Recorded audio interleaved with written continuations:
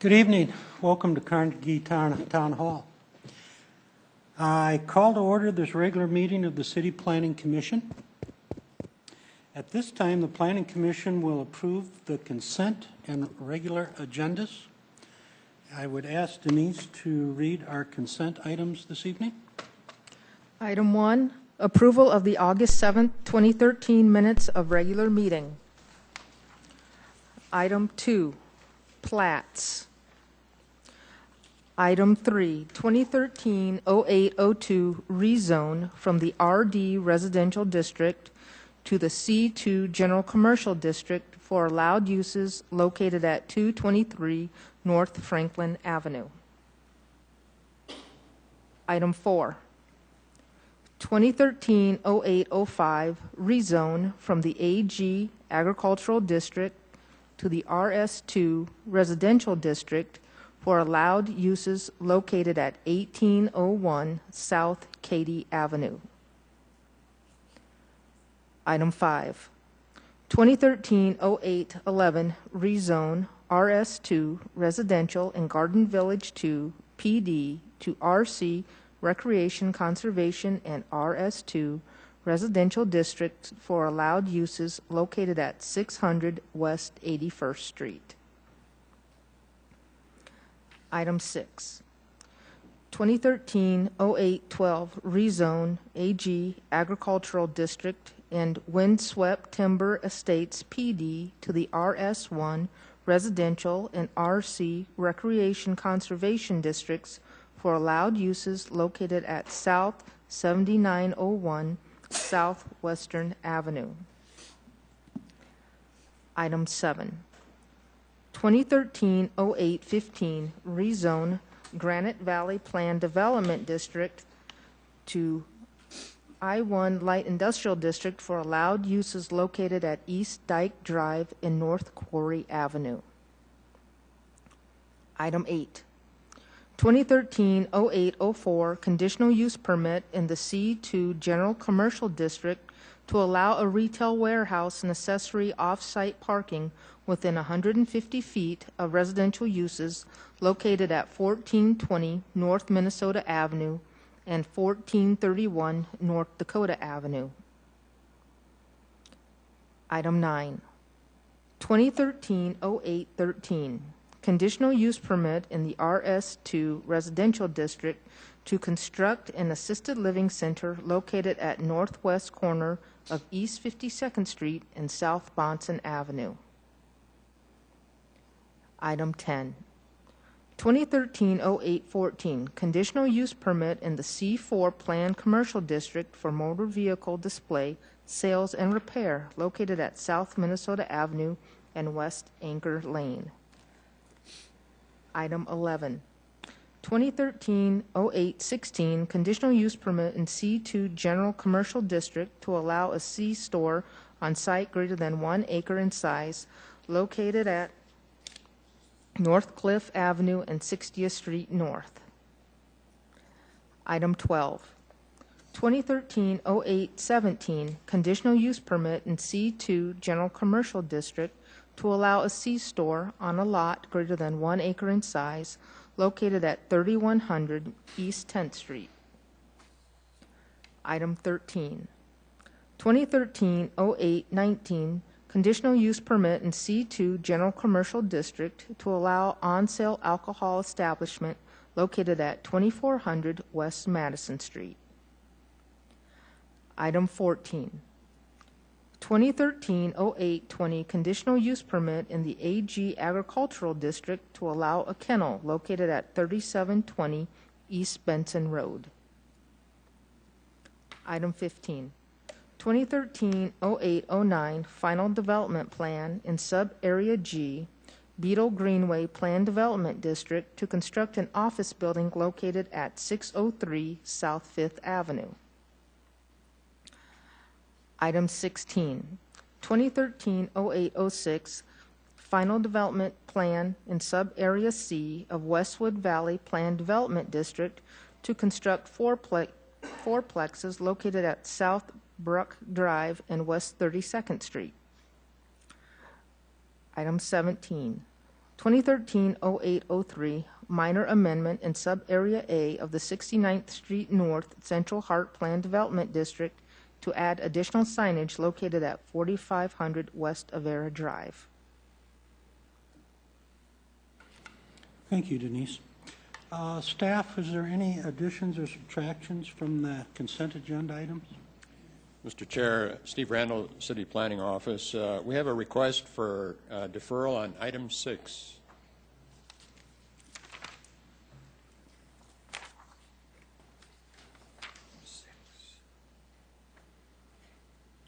Are there any objections from anyone here in the audience tonight in regards to any of the consent agenda items?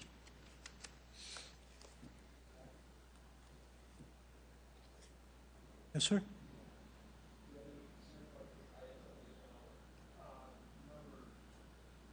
Why don't you come on up to the microphone, sir?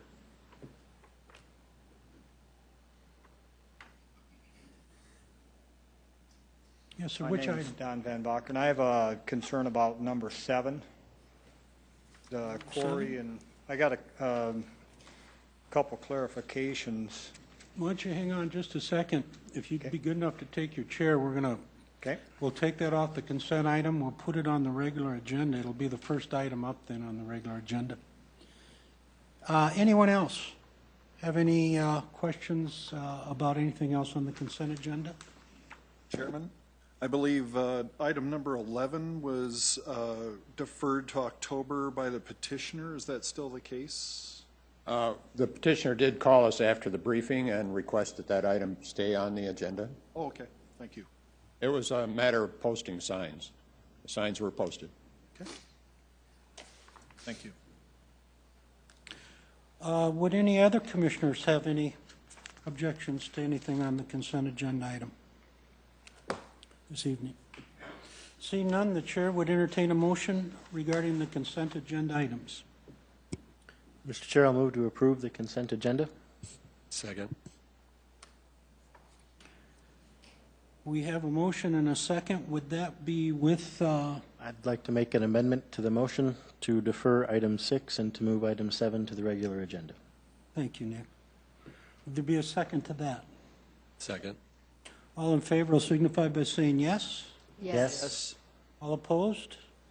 Item 6 will be deferred. Number 7 will be changed. Well, now we have to vote on the consent agenda items having been amended. Would there be a motion to that effect? No? Oh, just vote.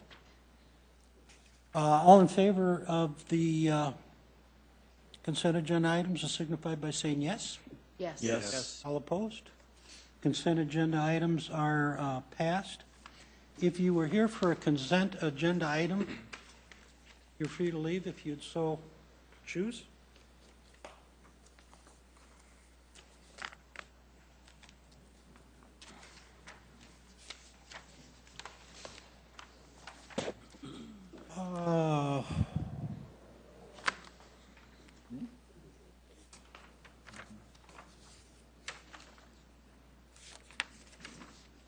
We will now move to the regular agenda. Would there be a motion to approve the regular agenda with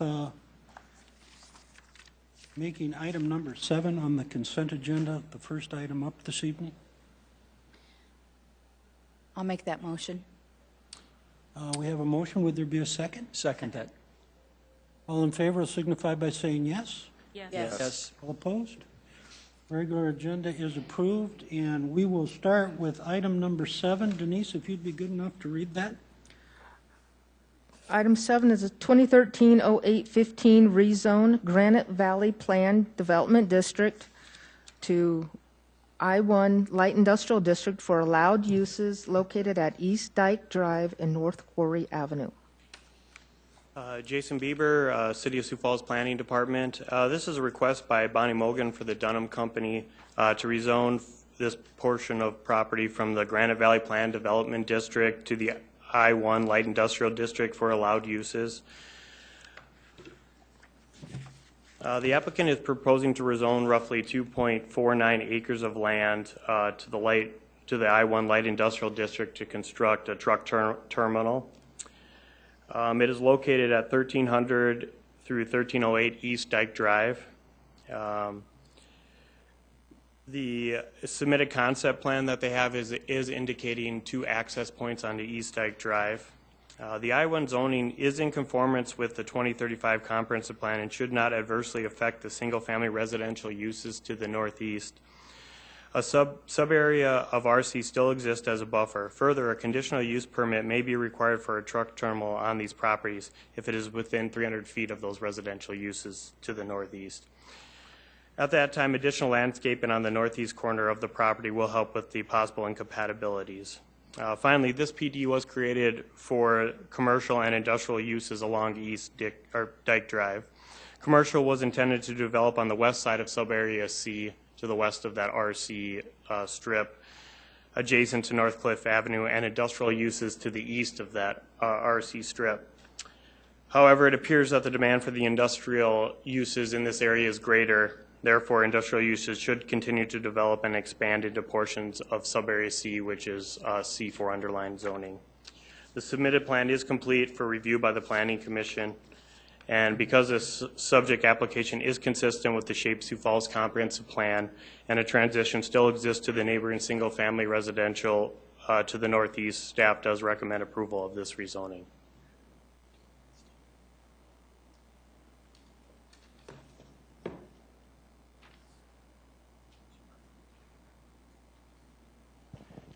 And this is a rezoning application, and rezoning shall be consistent with the 2035 comprehensive plan, and rezoning approvals or denials are ordinances and are sent forward to the City Council for a first reading and a public hearing. I'd be happy to answer any questions the Planning Commission may have. Would any commissioners have any questions of Jason in regards to item number 7? Seeing none, Jason, thank you. Is the petitioner here this evening? Oops, no, the petitioner. Petitioner. Jim Dunham, 230 South Phillips Avenue, and it's a perfect drawing right there. The petitioner is actually Speedy Delivery, and if you look down below the circle to the right a little bit, you see a little bit of a roof line. That's actually Speedy Delivery right there. Yep, right there, with the intent of just moving a half a block over as they're doubling in size.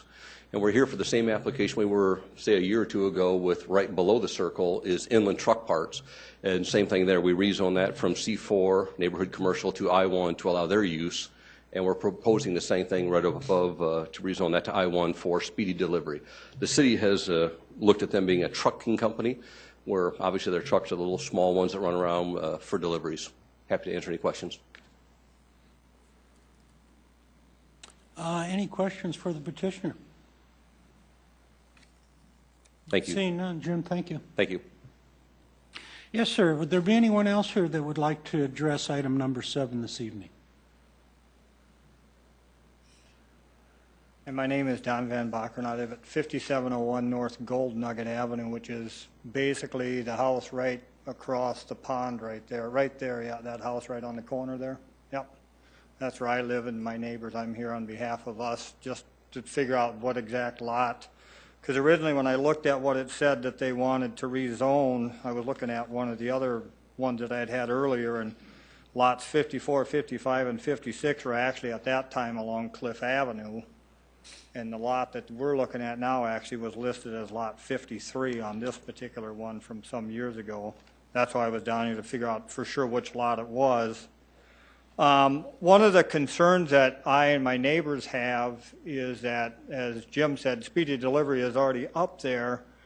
They work sometimes into the night, sometimes fairly late, and there's been times where I've been in bed and I listen to their music as they're loading and unloading trucks over there at 10:30, 11 o'clock at night. And being as far away as it isn't too bad. But I'm a little concerned with them moving that much closer and there not being anything between us, because on the map there it looks like quite a distance, but it's not. I could throw a baseball from my deck to where they plan on building. That's how close it is to us.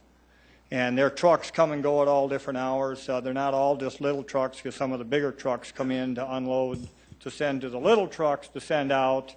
And they come and go at quite various hours. Some of them get in early in the morning, some of them come in later at night.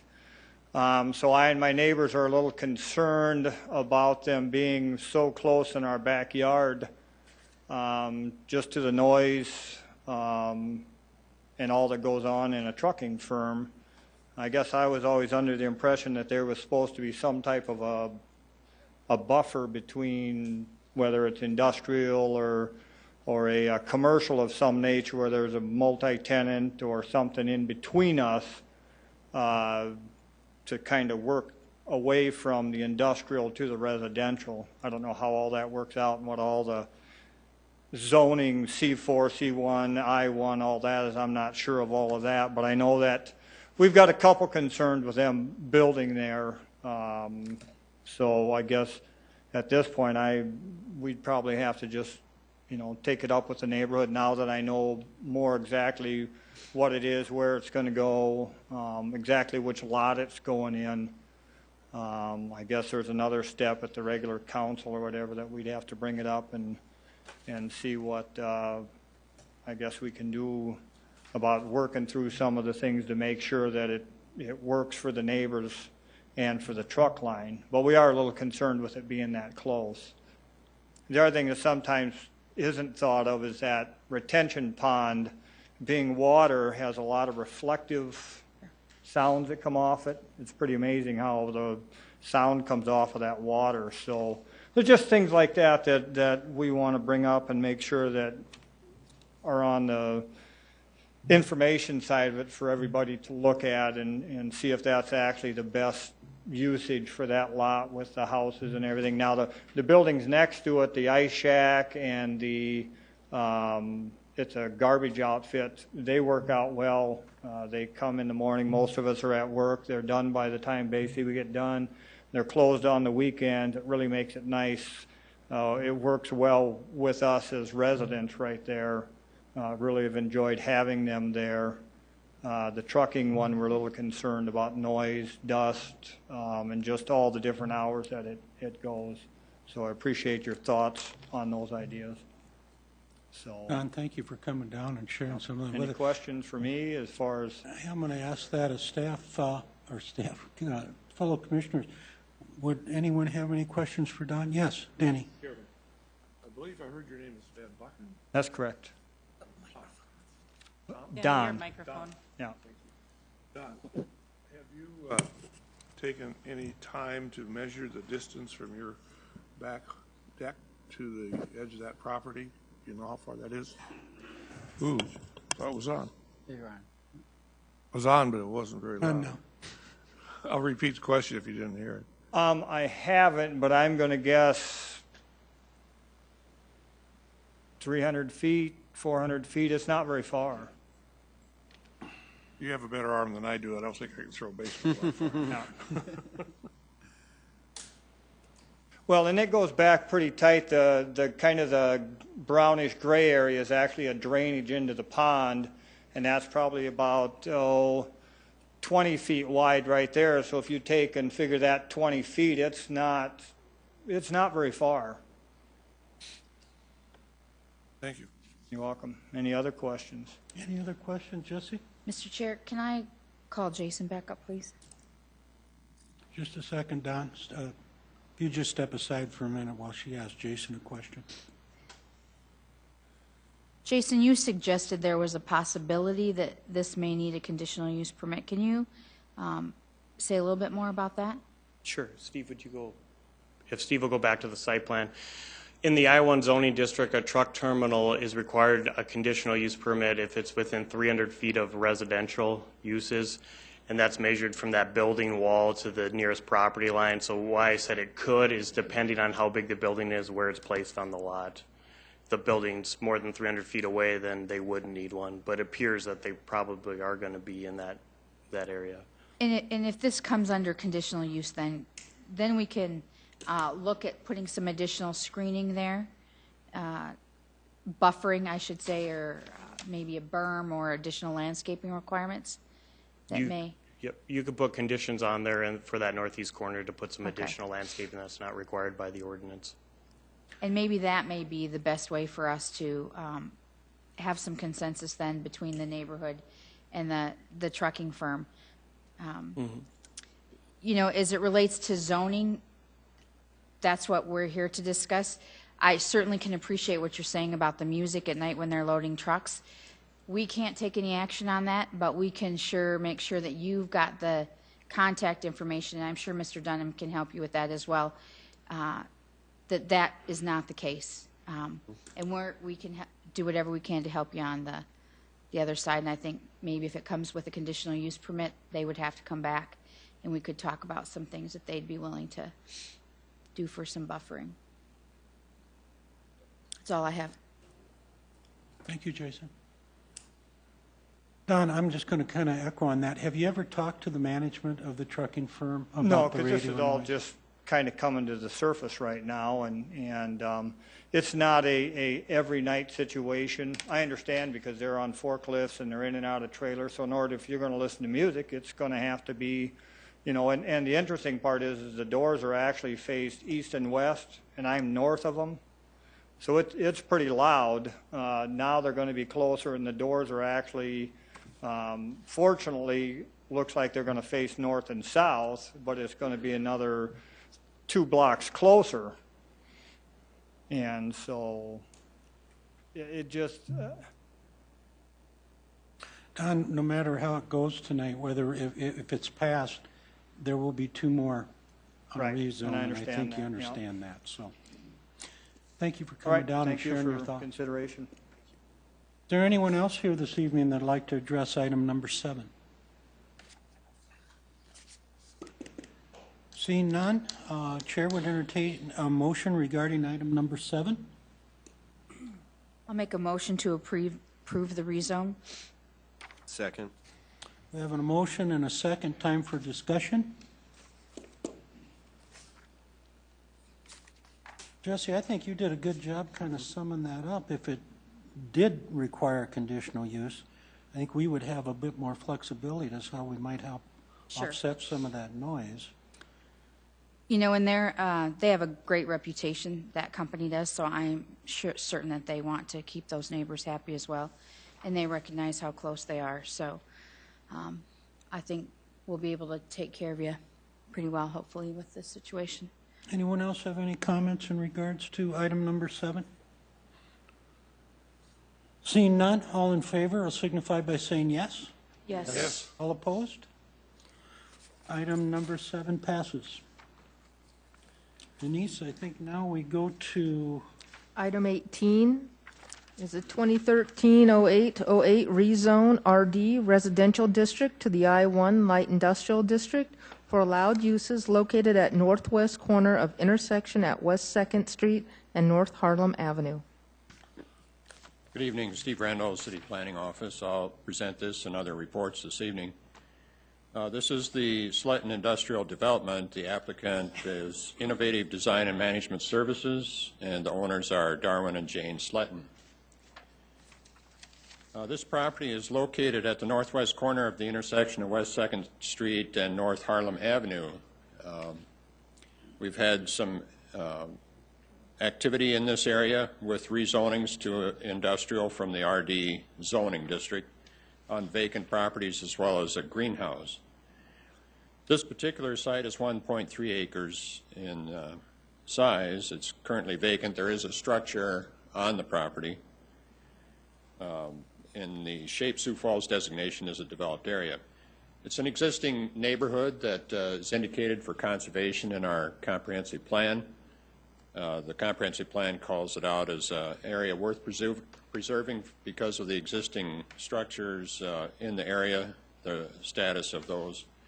However, at the same time, the comprehensive plan does recognize a change in market conditions, and pressure here is indicated in the market for industrial development rather than residential development. The other 2 properties that we currently dealt with seem to be in that category of fitting into the neighborhood as a quiet use. The difficulty that we had with those was running trucks possibly on the neighborhood streets. That is a concern for the existing use here. because it is isolated from the other two properties. Unless the applicant has additional information this evening, we're indicating that it needs some compatibility treatment when it comes for development. Staff believes that that is possible. The industrial development nature of warehousing and so on can fit into the neighborhood. We've decided that on two other properties. I believe that we can decide that this evening as well. Access is from the existing street frontage on North Harlem and at West 2nd. The subject property is located a half block away from major street traffic, arterial streets, and currently there are no access easements shared with adjacent industrial properties to the northwest or south of the subject property. The applicant has not indicated a subdivision of the property or any other new street access points, so that would be a question for the developer or the applicant this evening. A site development concept is also not provided. In the future, in order to minimize truck traffic through the neighborhood, staff would prefer to see no new industrial development access, or to see new industrial development access limited from North Harlem Avenue and West 2nd Street, and shared access provided north to West Madison Street, south to West 3rd, or west to North Helen. In this particular case, that would require the cooperation of adjacent property owners.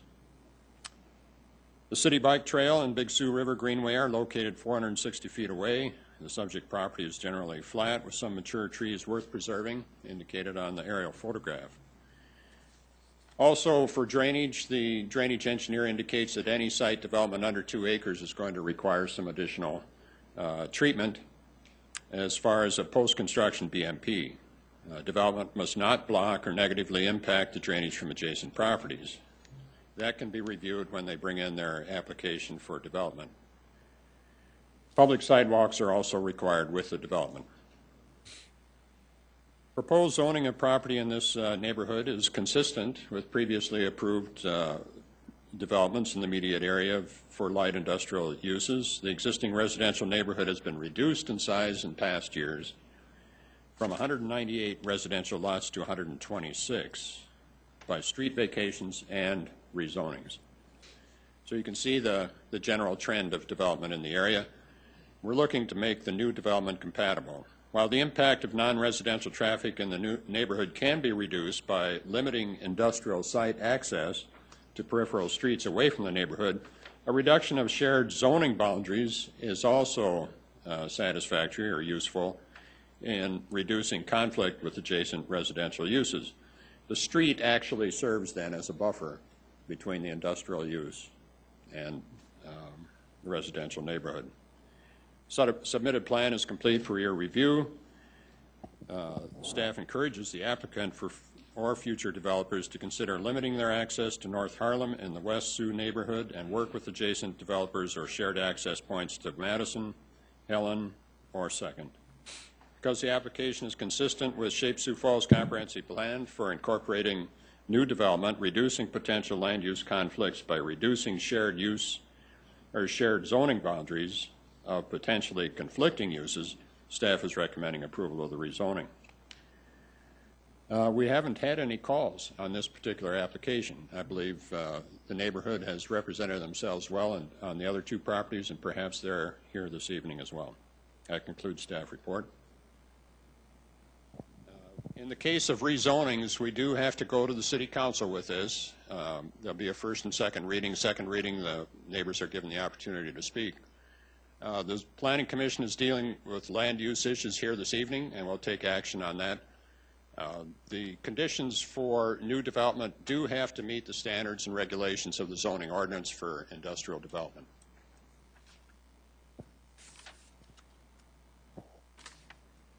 That concludes staff report. Steve, thank you. Commissioners, would you have any questions for Steve? Steve, you talk about staff would like to see things happen down the road to help get this done. But once we zone this, isn't that, unless the developer or adjacent neighbors offer to work with staff, there's no obligation to. Am I incorrect in that assumption? No, you're correct. There's no obligation. Rezoning does not have conditions on it, so that staff really is making a statement as far as what we would like to see to make it compatible in the future with the neighborhood. We feel that we have an obligation to do that. So the hope is, hey, let's rezone it, and when a project is brought forth, hopefully it'll meet some of the things you'd like to see it meet. But neighbors, there's no guarantee to that fact. That's correct. Thank you, Steve. Is the petitioner here?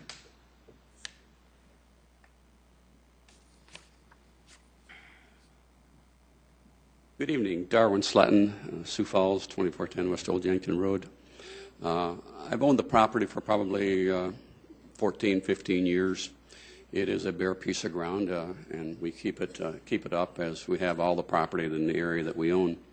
I'd like to think we are good neighbors. We care about our neighbors. They're all good people. And this piece of property, we do not have any plans to build on it right now. In the past, we've had buildings that can be used as warehouses or some other need, depending on who would like to be on the property. But we would own it, our family. We've been developing there for over 30 years, and so we take good care of our property, and we are very cognizant of families that live across the street there. It's not very conducive to put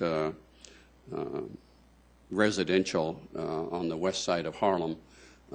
We have a lady to the north of us there, one residence, would be the only one on the west side of Harlem, currently south of Madison Avenue. I would like to think that as the owner and developer somewhere down the road, our family, that I would be probably one of the better possible neighbors they could have, because I do look after my property. We do care what happens there. And we're only a half a block, roughly just a hair over half a block from Madison Avenue. So it would be a short distance to Madison. But we do not have any plans right now for developing it. But since both pieces of property just north of the residence and just south of us have you've now rezoned, or the city has, I felt it timely for us to make the change now. So we've had a neighborhood meeting and answered a lot of questions, and if there's neighbors here, we'd be happy to answer any other questions. Do you have any questions? Are there any questions for Darwin? Darwin, it's music to my ears to hear you say you had a neighborhood meeting. Oh. Good. I think it's important. Like I say, we get along with our neighbors very well, and we had a very nice meeting, and they wanted to know if we had any plans, and we don't right now, but I told them the same thing, that we care about them and the area we're in, and like to make sure that we develop and that it's in a way that will not be obtrusive to them. Thank you. Appreciate hearing that. Thank you. Any other questions for Darwin? Thank you. Thank you. Is there anyone else here this evening that would like to address item number 18?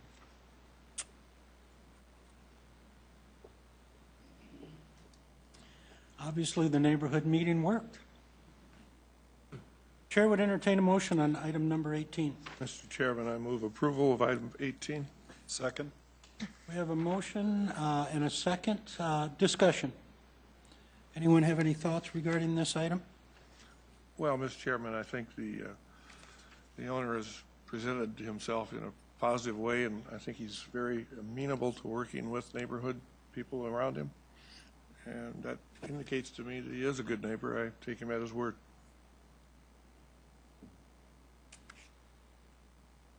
Any other thoughts? Seeing none, all in favor will signify by saying yes. Yes. Yes. All opposed? Motion passes. Denise, item number 19 is 2013-0707, a major amendment in sub-areas A through E of the 3 Fountain Plaza Plan Development District to change sub-area regulations located at the northwest corner of West 85th Street and Southwestern Avenue. Jason Bieber, City of Sioux Falls Planning Department. This is an application by Joel Dykstra for a major amendment to sub-areas A through F of the 3 Fountains Plaza Plan Development District to change several sub-area boundaries and regulations. It is located at the northwest corner of West 85th Street and Southwestern Avenue and is roughly 21.6 acres in size.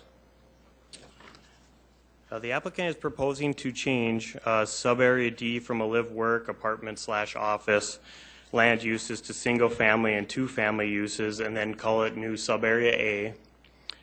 Further, they will combine the existing sub-areas A, which is commercial, sub-area E, which is commercial/office, and sub-area F, which is office, and create the new sub-area B, which would allow RA1 multifamily uses. And finally, they will be combining sub-areas B, office and commercial, and C, which are office and commercial, together and create the new sub-area C, which allows similar office and commercial uses.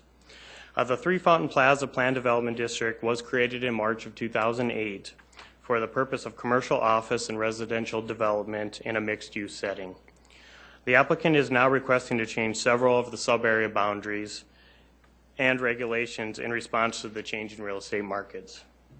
Currently, Tract 1 of the Prairie Hills South Addition, there is sub-areas A through F. The sub-areas allow mixed-use development with numerous regulations for parking, uniform landscaping, and building design. The proposed regulations, the applicant is looking to combine these sub-areas A through F together and create new sub-areas A through C. These sub-areas will move away from the mixed-use residential, commercial, and office uses in each sub-area and concentrate on residential uses for sub-areas A and B and commercial office uses for sub-area C. Further, the numerous existing regulations in regards to uses, landscaping, parking, and building design are proposed to be eliminated. The existing initial development for the planned development does indicate access on Southwestern Avenue, West 85th Street, and West Bitterroot Street. The Shape Sioux Falls generally supports the development of a neighborhood employment center at this location, including commercial, office, and residential transitions. The proposed changes provide a good transition from the commercial office uses proposed in sub-area C to the RA1 multifamily uses in sub-area B, to the single-family and two-family uses in sub-area A, and finally to the existing single-family uses to the west of sub-area A. In regards to the height transition, the amendment to RA1 and a 45-foot high maximum height is comparable to the previous sub-area, allowing dwellings up to 45 feet or 2 stories. Because the subject application includes uses compatible with the Shape Sioux Falls designation of a neighborhood employment center, the proper land use transition is proposed and the final development plan applications are required for future Planning Commission approval. Staff does recommend approval of the major amendment to sub-areas A through F.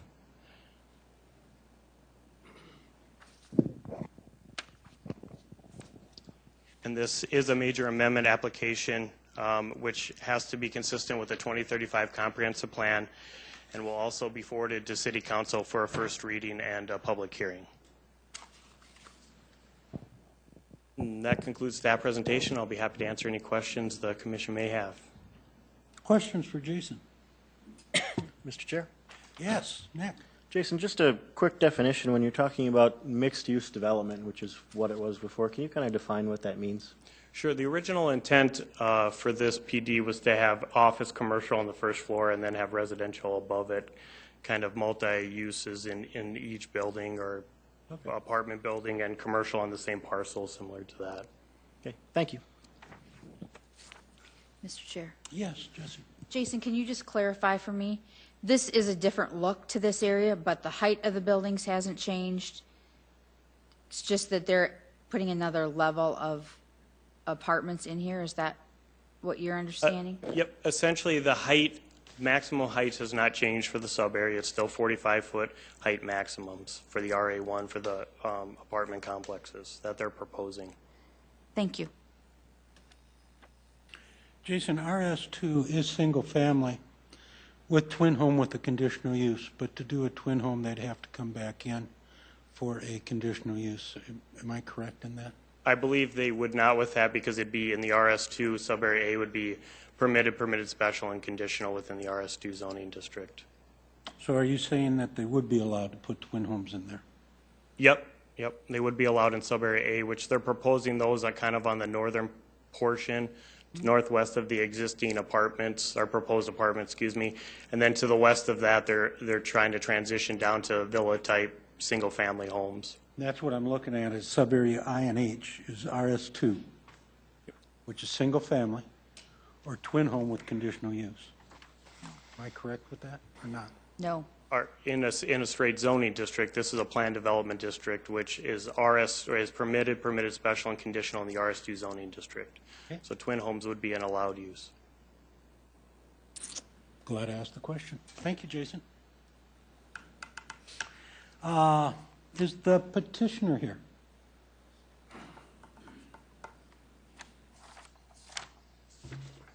Members of the Commission, my name is Joel Dykstra, and I represent Robert Broyne and RMB, who are the owners of the Prairie Hills Plaza LLC and developers of the Three Fountains Plaza PUD, or PD, Planned Development.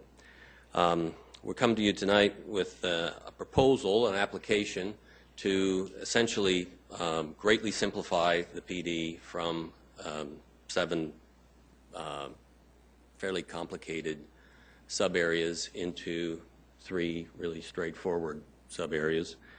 The plan is essentially to create a single area on the south side, starting backwards, kind of sub-area C, which would be the commercial and office area, which is essentially what the original sub-areas that were consolidated into sub-area C allowed for.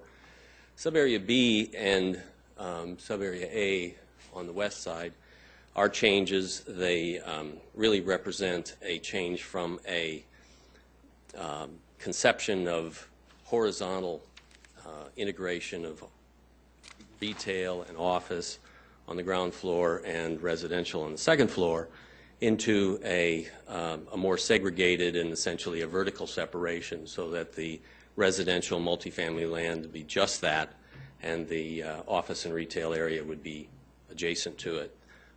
Sub-area A, which is, I think, what you were, Mr. Chairman, what you were talking about or addressing with your question a minute ago, is really planned in our current concept to be Z-lots or villa single-family homes, and that provides a buffer to the sub-area H and I, which we don't control. So that area is currently zoned for single-family, and we anticipate, as far as we know, that's what it'll be. But from our areas, we're actually creating the buffer between the multifamily area and the fully single-family area with the Z-lot villa homes. What we're proposing for this area and what we've identified, and we'll, if we're successful with the zoning application, come back in our final development plan to a project that's very similar to one that we have been involved with and have constructed at Sycamore and 54th Street. There's a picture that was up earlier as an example, and it's really intended to be an attractive multifamily project that appeals to professionals, and it's a market rate apartment project. I will seek your approval to this land use change. I think it's consistent with the planning objectives. It does, in fact, create the appropriate buffers to multifamily and to office. We're already adjacent to office space in the gap that's there on the north of sub-area B, and other kinds of twin homes and other developments in other directions. So I will say we did have a couple of neighborhood meetings. We had one in 2012 At that time, we were moving forward with a couple of projects simultaneously. Instead, we moved to a focused on the other project. We came back to this one. We had a neighborhood meeting in July on this property in anticipating an earlier meeting date, which had to be deferred. You know, I think I'd like to think that those neighborhood meetings were successful, though it's probably not in the same way that Mr. Sletton's was. We had a very cordial and open exchange of ideas. We did not reach unanimity. So with that, I will stand by to answer any questions and that you might have. Joel, thank you. Are there any questions for Joel? Thank you. Is there anyone here this evening that would like to address item number 19? Yes, dear. You'd be good enough to identify yourself. My name is Marcia Ruff. My address is 7516 South Ridgestone Drive in Sioux Falls. I wrote down a lot of things because I'm very nervous speaking in front of people. My husband and I spent a lot of time shopping for a lot in Sioux Falls. And then in 2007, we bought a lot in Prairie Hills, which at the time was called Boulder Ridge, that was situated in the middle of single-family neighborhood. We were surrounded by established single-family homes in Auburn Hills, Heather Ridge, Diamond Creek, and acreages across 85th Street. Here's a little history about what happened since we first found our lot in 2007. In late 2007, early 2008, the land was purchased by Site 2 for the Prairie Hills development. The land on the corner of 85th and Western was changed from single-family homes to a planned development, and here's how it happened.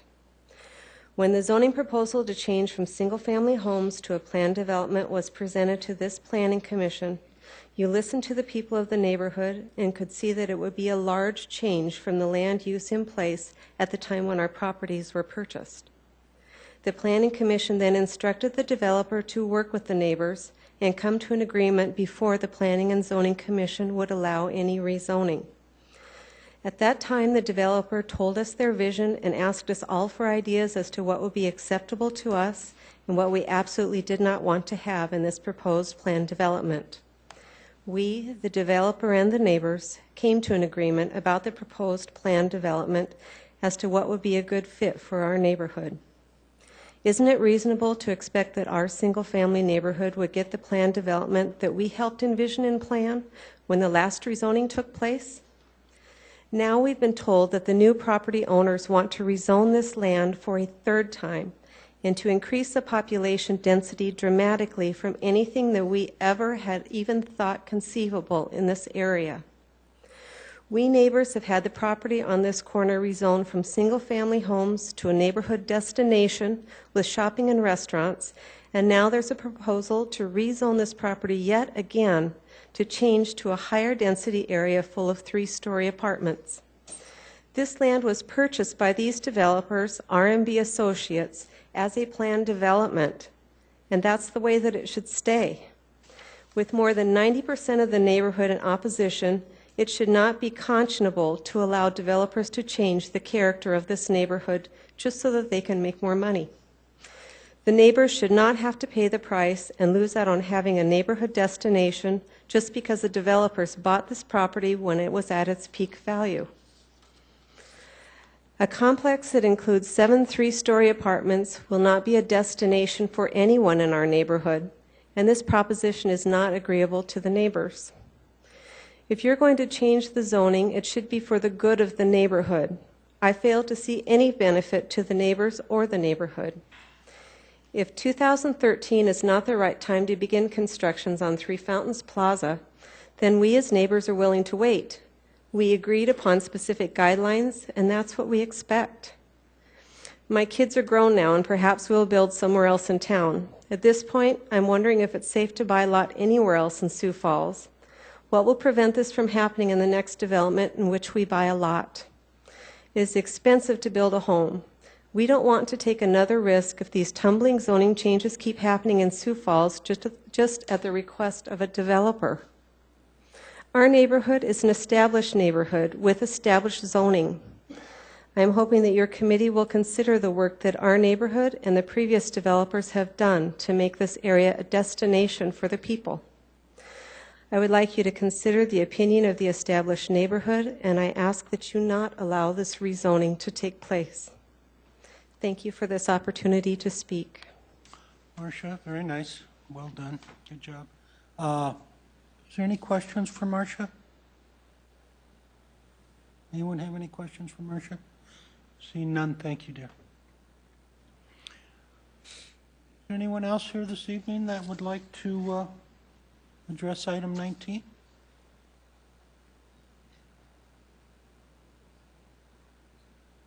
Yes, sir. Good evening. My name is Dan Brentrum. My address is 7420 South Ballymore Circle. Ballymore Circle is the last street in the upper left-hand corner on your map there. We're in the process of building. It'll be completed next month.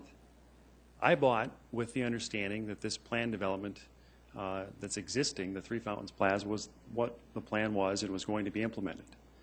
It was a surprise to me to find out in July that the plan was being abandoned by the developer, and to me, I think it's going back on their word. I represent, in addition to my family and the people on my street, 110 other neighbors that have signed our petition in opposition to this proposal. What I find most curious about the rationale given for this change of course are the reasons that R&B Associates keeps giving at these various public meetings or even here tonight. The first reason they gave for abandoning the urban village style development that was originally agreed upon in 2008 was that it's not feasible.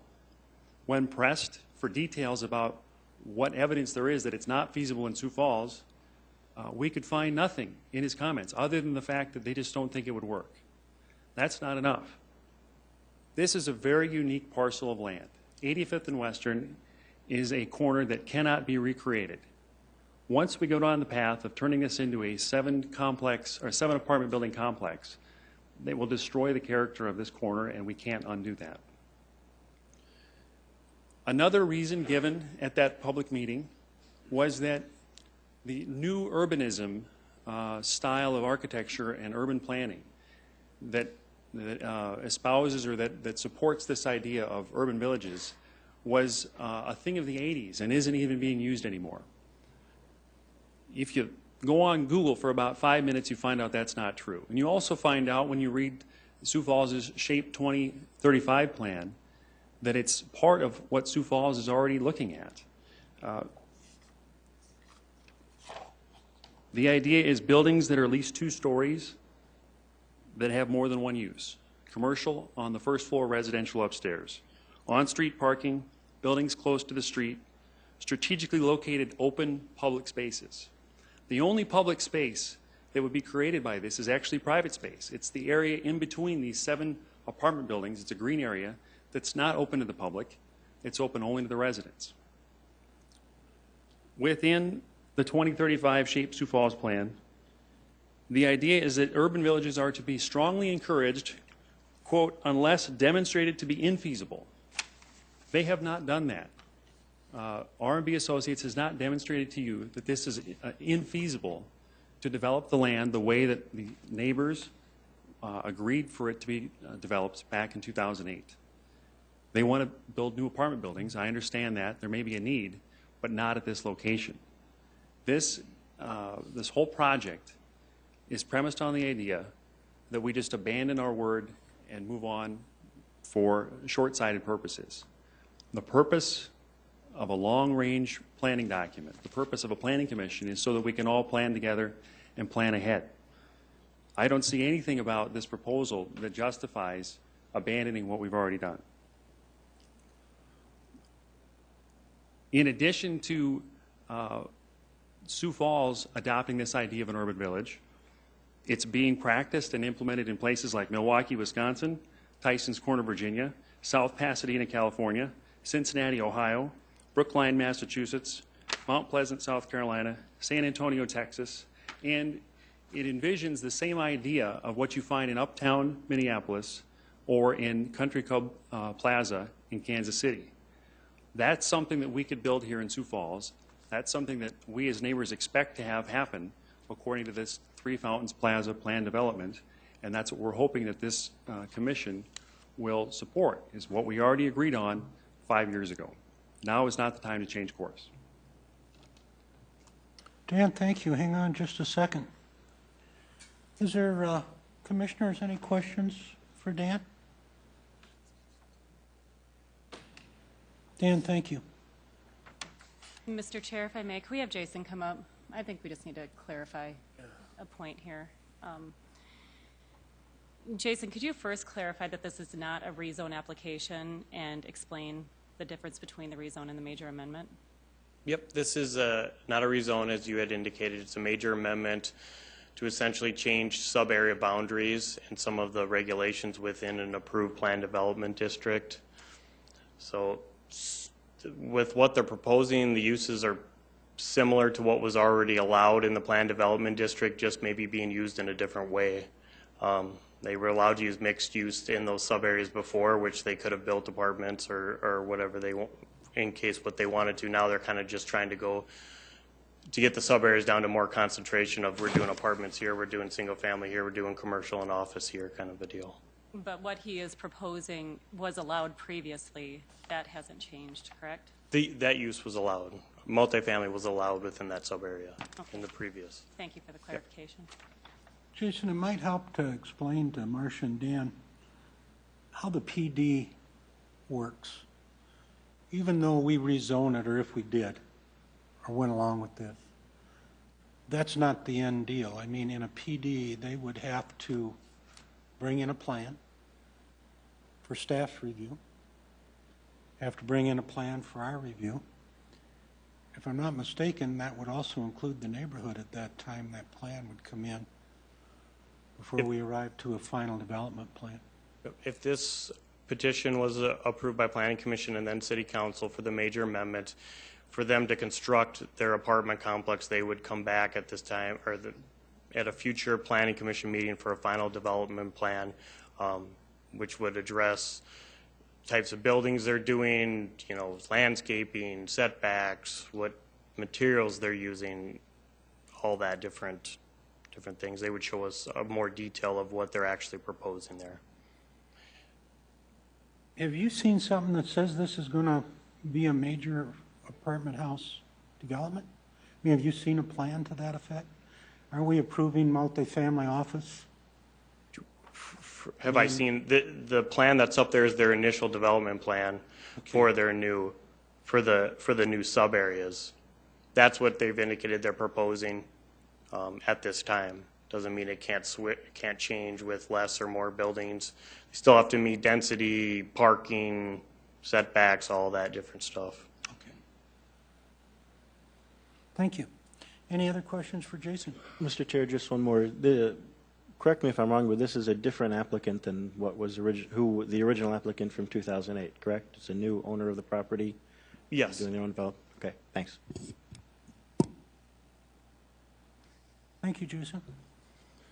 Anyone else here this evening that'd like to address item number 19?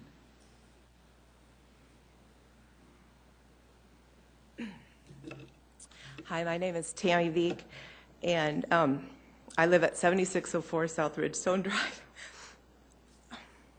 Oh, this happened last time. I should have gone first.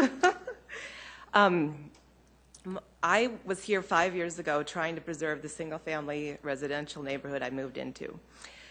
And at that time, the 21-plus acres we're looking at was zoned for single-family homes, except the 2 acres in the very corner. This commission listened to our concerns, and we went back and worked with Site 2, who was the developer at that time. We came up with a plan that put more single-family homes back into this plan development and came up with a lot of restrictions on what could be in it. Nowhere in the paperwork that I saw was any of this zoned RA1. Now, I'm confused by what has been said here tonight because we never talked about apartments. There was multifamily possibilities of twin homes and quad homes, but no apartments. And all of the lower level parts of the buildings were going to be either commercial types of things like shops, bistros, eating places, maybe even a restaurant. And one of the biggest covenants we set down for this plan development was making sure it fit in architecturally with Prairie Hills. And that was the 2-story or 45-foot restriction, which to us as the neighbors in Prairie Hills meant your building could only be 2 stories high, but it would allow for a fancy facade of some type, like the Children's Sanford Clinic on Louise and 69th Street. But it would limit the buildings to only 2 stories. I don't know, I feel like there's a lot of questions still about what the plan development was supposed to be. I'd just like to show this map of the drawing that we got. Because we spent a lot of time, we went to several meetings.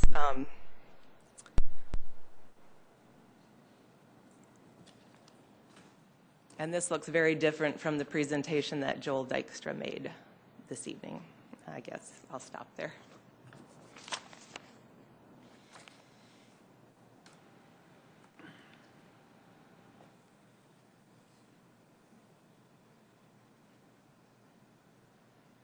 Thank you for your comments. Did anyone have any questions of this young lady? Thank you, dear. I'm sorry, Kenny. Jesse. You know, I'm been here long enough that I was here when you came before us last time, and I know it took a lot to get to this. But unfortunately, a lot has happened between 2007 and 2013. And these are new petitioners, as Nick confirmed, and it is they are entitled to come and ask for something different. Unfortunately or fortunately, I think that's how zoning goes, you know. And I'm not pre-concluding anything that's going to happen here tonight, but zoning is fluid, and it'd be nice if we could say, we've all agreed to this, this is exactly how it's going to happen. It just unfortunately doesn't always happen that way. So I recognize that it took a lot of work to get to this back then, as you came before us several times to get to this. And I'm hoping that with a lot of work, we can find some amenable agreements to everybody here as well. Thank you, Jesse. Any other questions of this young lady? Seeing none, thank you.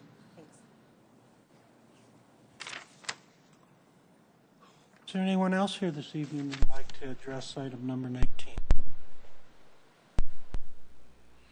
Jeff, are you standing up to address item 19? Yeah, I don't want to take too much time from the neighbors if they have an opportunity, but I would like to try to clarify some things. Jeffrey Schmidt from the city planning staff. This is a major amendment to sub-areas A, B, C, D, E, and F. There's also a F, G, H, I. There's a lot of sub-areas here. We're doing A through F on this. The previous lady that was just up here, she was absolutely correct. There was a lot of work that was put into here. What ends up happening to this group as planning commission, as the neighbors and the applicant, is we end up playing semantics, which is very difficult and hurtful. And previously it was approved for offices, and they're asking to do offices now. She brought up a great rendering and said, but this is the office that they said they were going to build, and now the applicant wants to build a different office. So that's the stuff that tends to happen, which we all get stuck in the middle of. What there really is the biggest issue and concern is the apartments or multifamily. Previously, under the previous 3 fountains, they said they would build multifamily. Now they're not calling it multifamily, it's apartments. Well, planning commissioners, you know, they're one and the same. The neighbors said we didn't ever know we were going to build apartments. It was going to be multifamily. It was going to be single. It was going to be 2 stories. The lower level was going to be offices, and then up to 45 feet in height, 2-story multifamily. we look at it and go, it was an apartment complex. We're playing semantics, which is really hard to do, and it's wrong, but that's what happens. And I wanted to clarify that. So the neighbors are correct. They're like, we weren't told there were going to be apartments. No, you were told there were going to be multifamily. And that's why we have experts on this panel up here that you need to, help everybody understand. You can approve this, you can deny this, you can defer it. You have options, but I'd like to sit back down and please understand that you're approving to amend A through F to only A through C. Jeff. Mr. Chair, Jeff, can you just clarify one more time? I know it's been stated once, but it is not going to exceed the 45-foot height requirement, correct? Correct, it is not. That still is the same? Right, Okay. those standards. And again, as Kenny's brought back before, previously, if a unit structure was coming in, they'd have to come back before this body with a final development plan, and at this point, they still have to come back before this body with a final development plan. Now, the difference is previously, when they came in before a final development plan, we'd look at all the standards that were listed in that Three Fountains sub-area, and we'd go, you have to meet all these different standards. Now there's different standards that they have to meet. So the standards are a little bit different, but you'd still sit in front of this body, and the neighbors would go, this is what our expectations were. So you have that, and the chairperson's talked to me quite a bit about this. That's where you do have some negotiations and discussions if you want to look at those standards. Jeff, before you sit down, on your 2035 future land use, if I'm reading this map correctly, this is marked as a neighborhood center? Yes. Explain to us once again what a neighborhood center is. Absolutely. We have three classifications of employment centers. We have neighborhood centers, community centers for sub-regional and regional employment centers, and they're really self-explanatory. Okay, a regional employment center generates traffic from throughout the regional, okay, and you would come across from larger distances. This is a neighborhood employment center, so that's what it should do. It should only serve the neighborhood. Now, how do you do that? You make it smaller than a region, not only in geographic size, the number of acres, but really in the limited services that they have. The structures on this property, the types of land uses on this property. It's not going to be, from a neighborhood employment center, it's not going to be a super discount store because that would be a regional use, but it would serve the region, or excuse me, it'd serve the neighborhood. I've always used the example, I'm not going to come across town to get gas at here because I already have my own neighborhood gas station. But they may have a gas station, a dry cleaners, a coffee shop, all those things that serve the neighborhood. Western and 85th are both major arterials, if I'm not Correct, mistaken. they are. Western Avenue and 85th Street are both arterial streets that would be built out to 2 lanes in each direction, so a 4-lane arterial. So we always wrestle with, hey, what is the natural progression here? We commercial, office, multifamily, twin home, single family is a perfect world, but. Yeah. And this is a good example too when you look at it on where the access points are. They're showing Bitterroot being access points and then showing something coming in and out of Grand. And if those access points have been approved, that's how we start to decipher how big the non-residential employment center should be, because residential will be behind those access points, and everything from Bitterroot in is kind of the office, apartment, commercial development back into the intersection. Jeff, thank you. Any other questions for Jeff? Mr. Chair, Jeff, would this be a good time to plug the new zoning ordinance that No, we do not do that. All right. Greatly simplified. Jeff, Dan was standing up. Let's let Dan go. And before we do that, was there anyone else here this evening that would like to address this issue? If not, I'm going to let Dan and Marcia go one more time. And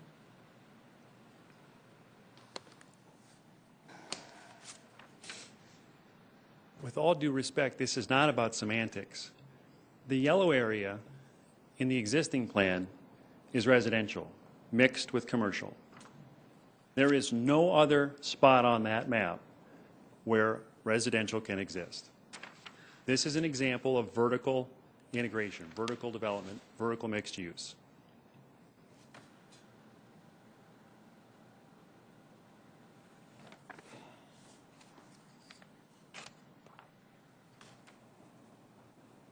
This is the proposal for where residential is going to go now. This is not semantics. This is fundamentally changing the character of this corner. When you have mixed residential along a street and the rest of the area zoned for commercial and office, that's one type of development. This is a completely different type of development that they're asking for. And it's not one that the neighbors bargained for. It's not one that fits with the long-range plans of Sioux Falls. And it's one in which you take all of that space that could be public space and you turn it into private space with a pool and with manicured lawns for the 180 people that live in those apartment buildings, which is private property. Please keep out. Neighbors, please keep on walking by. That is not what the neighbors bargained for, and that's not what this city is about. I said this before. I'll say it again. This is a very unique parcel of land.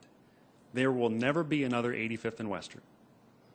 30 years from now, we can look back and say, yes, we were there the night that we decided to make it just ordinary apartment buildings, or we can say we were there when we decided to make it a destination. Mixed commercial and residential that doesn't look like that, that looks like this.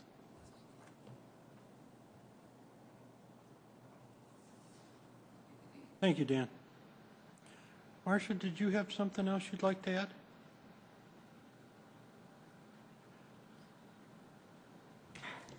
One thing that Dan pointed out is that it is going to be a multifamily and residential area, changed from a destination for all the neighbors.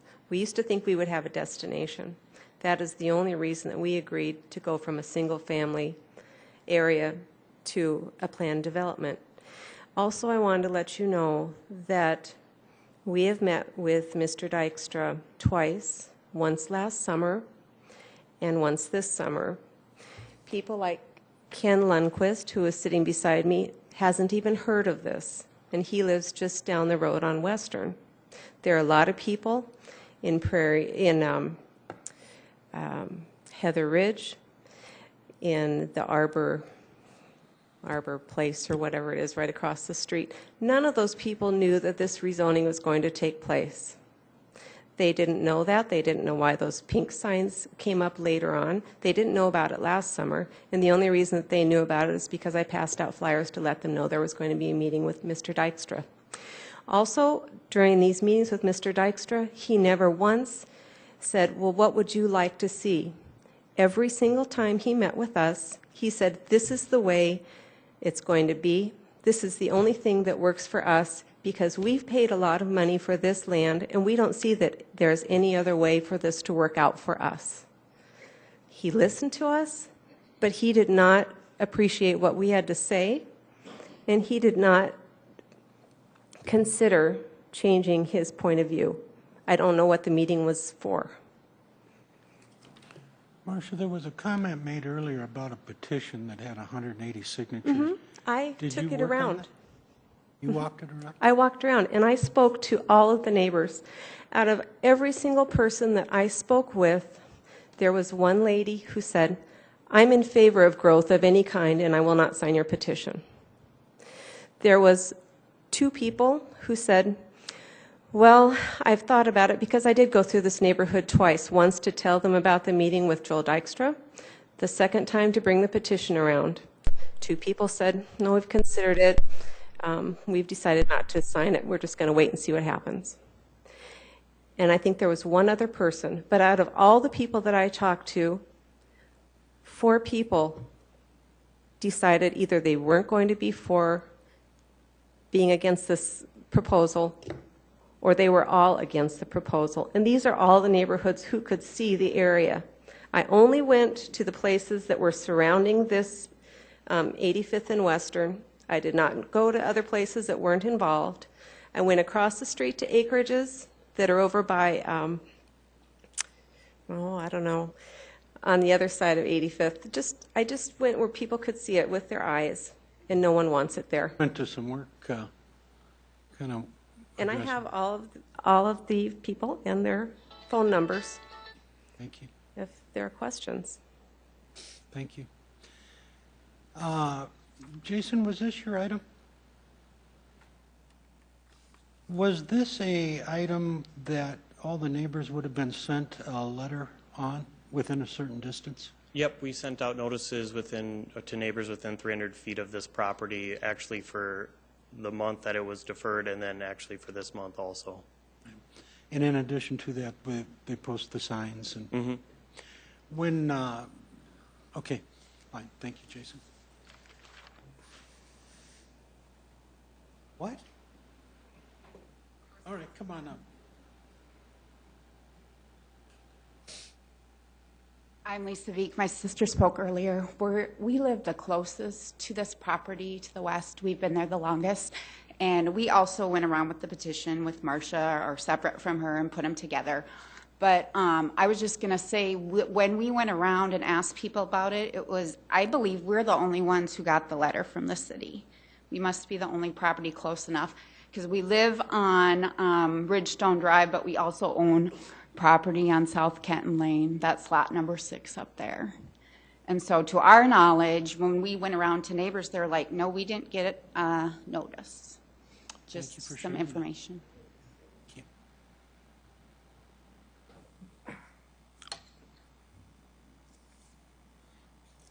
Joel, did you want to say one more thing? Thank you, Mr. Chairman, members of the commission.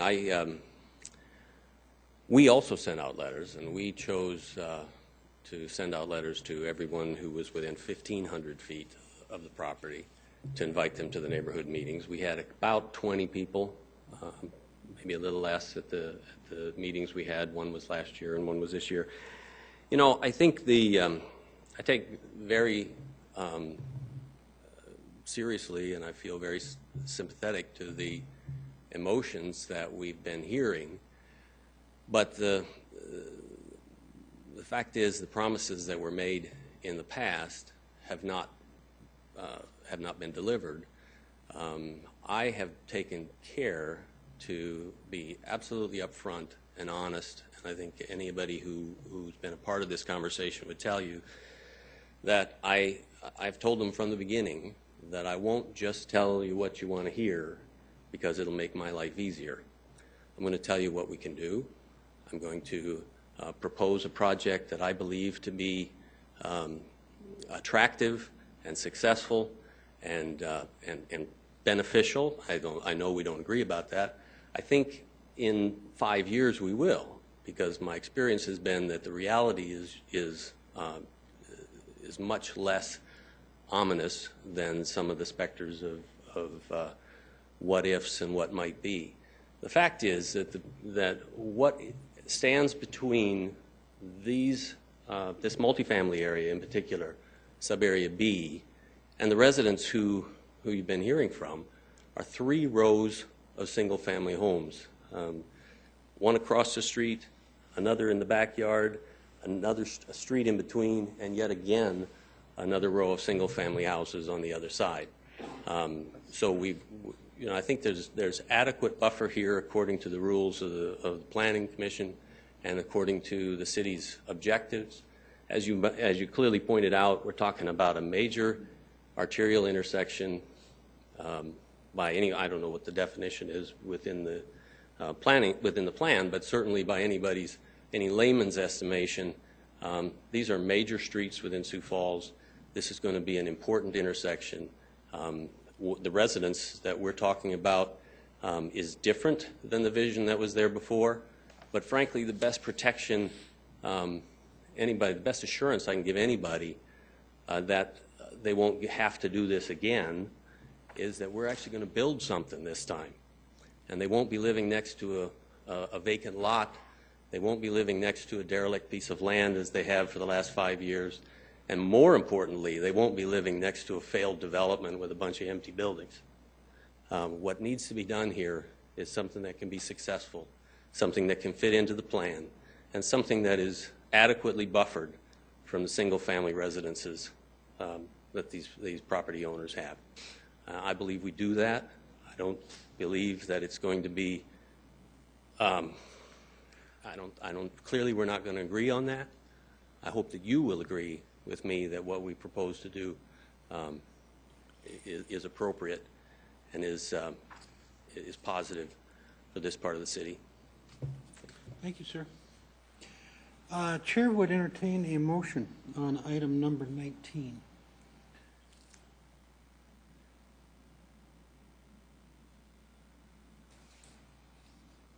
Mr. Chairman, I move approval of item 19. We have a motion. There'll be a second. Second.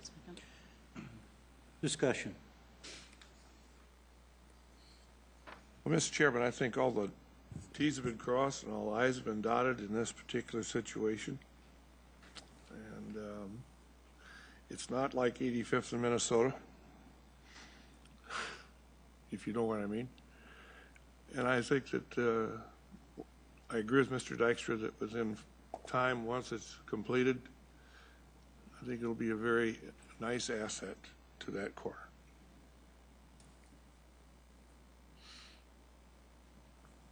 Mr. Chair, I'd like to make a comment. I understand the neighbors, I guess, concern based on what was presented to them back in 2008 or whenever it was, 2007. It was a beautiful plan, great idea to do something mixed use like that with live, work, and everything else. Unfortunately, the economy and the market has changed. That doesn't necessarily make it viable for a developer to continue with that, and that's difficult to see that kind of change. But understandably, with a new owner taking this development over, as Jesse said earlier, planning is fluid, and those are things that we just have to be willing to change with.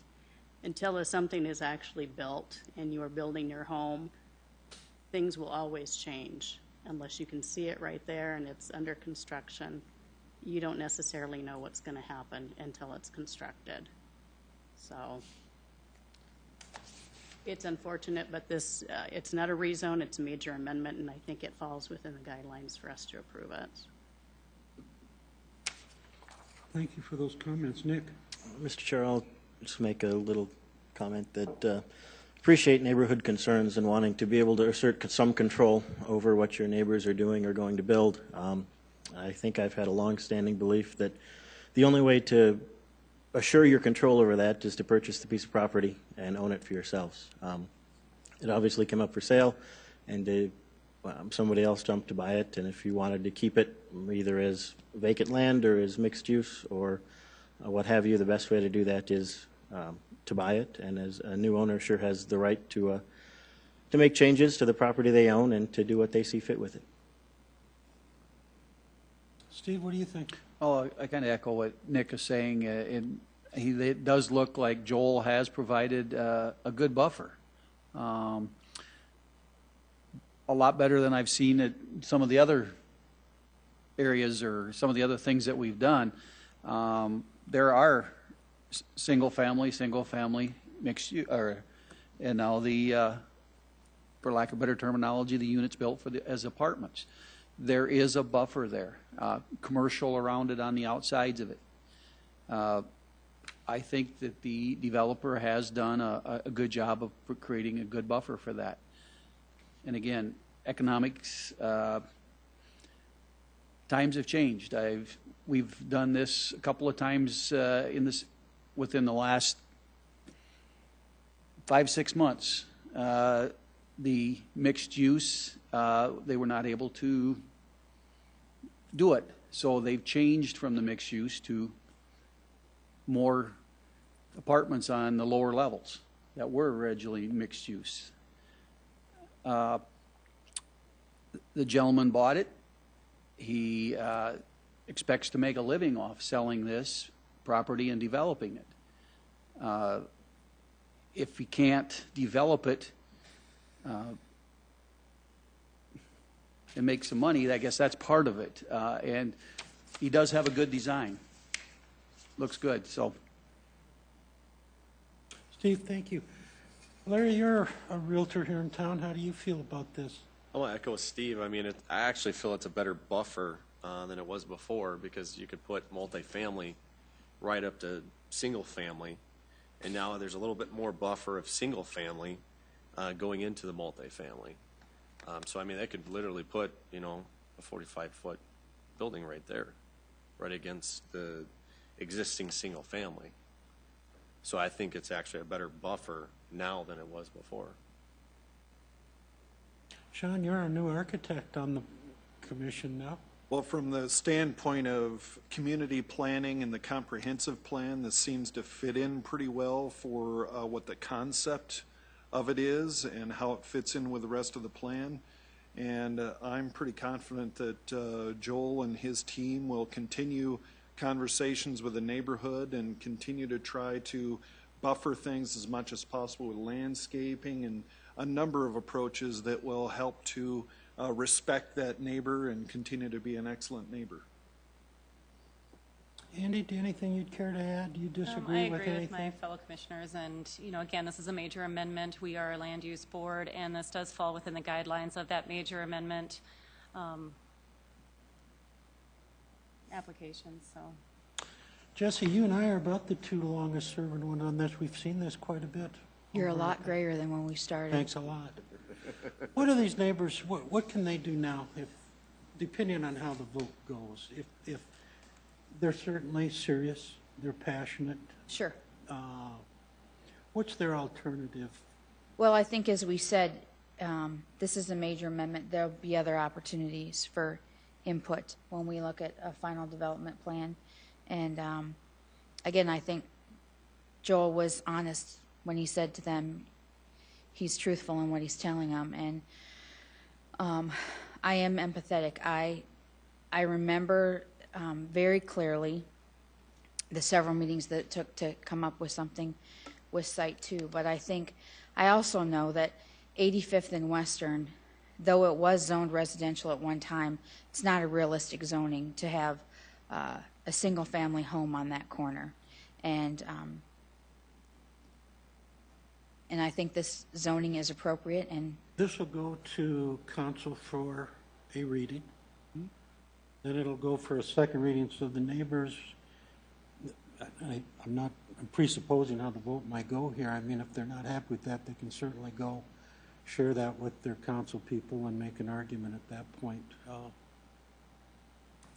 Any other comments from any of the commissioners? Thank you all of you so much for chipping in, and I think these folks deserve that, to know what our thoughts are in regards to this. If there are no further comments from commissioners, all in favor will signify by saying yes. Yes. Yes. All opposed? Motion 19 passes. Item 20, 2013-0822, conditional use permit in the C2 General Commercial District to allow a motor vehicle repair business at 812 East 10th Street.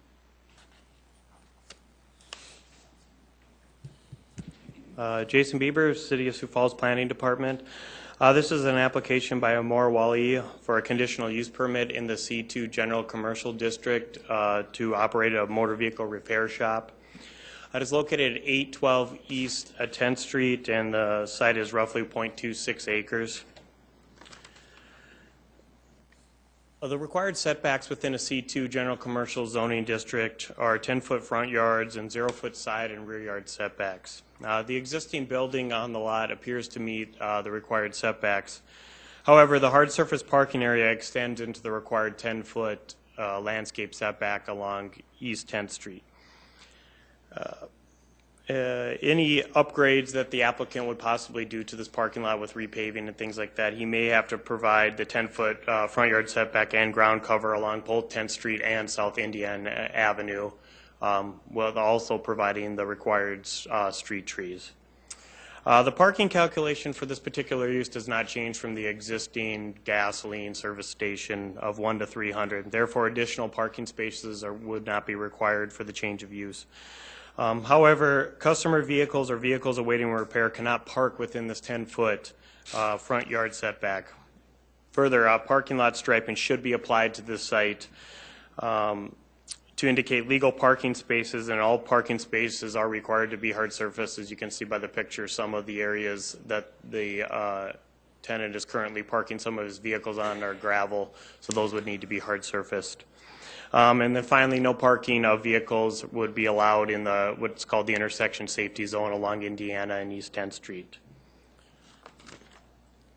Because the application for the proposed land use of a motor vehicle repair is compatible with the surrounding areas, and a complete plan review will be conducted by the Zoning and Building Services before a change of use permit is approved, staff recommends approval of the conditional use permit with the following stipulations. 1, any outdoor storage of repair parts and repair vehicles shall be securely fenced and screened from public view with a minimum of a 6-foot high fence or wall. 2, all parking spaces are required to be hard surfaced with asphalt or concrete. 3, provide the parking lot striping to show the required parking spaces. 4, no parking of motor vehicles within the intersection safety zone. And 5, obtain a change of use permit through the Zoning and Building Services Department. And I have also met with 3 of the neighbors within this neighborhood about some of their concerns, and I believe they're here tonight to discuss some of those that they had shared with me. And then this is a conditional use permit. Conditional use permits are permitted within the zoning district with conditions. All conditional use permits must meet zoning and building codes, and conditional approvals or denials are resolutions and are final unless appealed. And I'll be happy to entertain any questions the Planning Commission may have. Mr. Chair. Yes, Jesse. Jason, so assuming we approve this tonight, how long does the petitioner have to come in to compliance and make sure that all these conditions are met? I believe I'm working with Barb down in the zoning enforcement office. She does have an active case against them, and we'll probably develop a timeline if this is approved or denied on what kind of time he has to actually get all the improvements done. I know she's given him a significant amount of time as of already, so we'll probably push to get it done sooner than later. Thank you. Thank you for that question, Jesse. What do you mean there's been a complaint against this business now? This specific property was cited. Fire department does annual reviews and things for motor vehicle repair shops. They have to go in and get a license. This property did not have the license through the fire department for motor vehicle repair.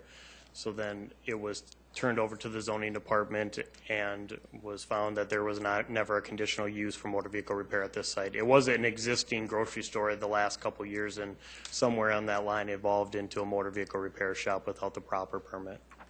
Thank you for that background. Any other questions for Jason? Yeah, Mr. Chair. Yes, so you're saying that it still is not in compliance with that currently? No, it's not. What he is doing at this particular site is not allowed unless this conditional use permit is approved. He can continue to do service work, which is like oil changes, tire changes, but any major body work or repairing of engines or transmissions, he is not allowed to do unless he gets this conditional use permit.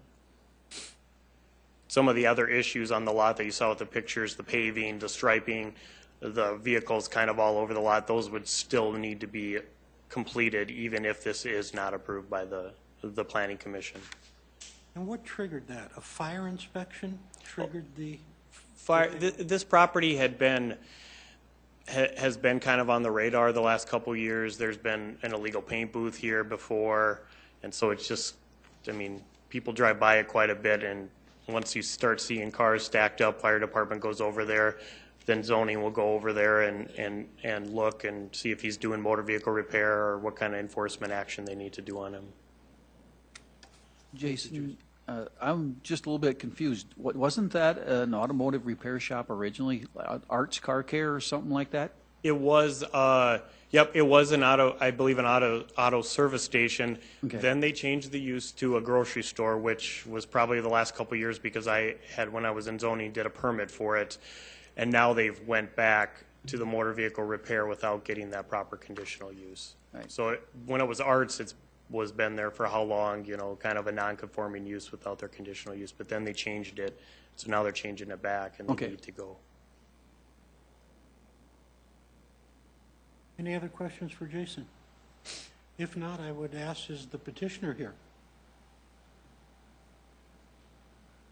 The petitioner was here. He was sitting there. I'm going to go check if he's out in the hallway real quick. Let's go check real quick.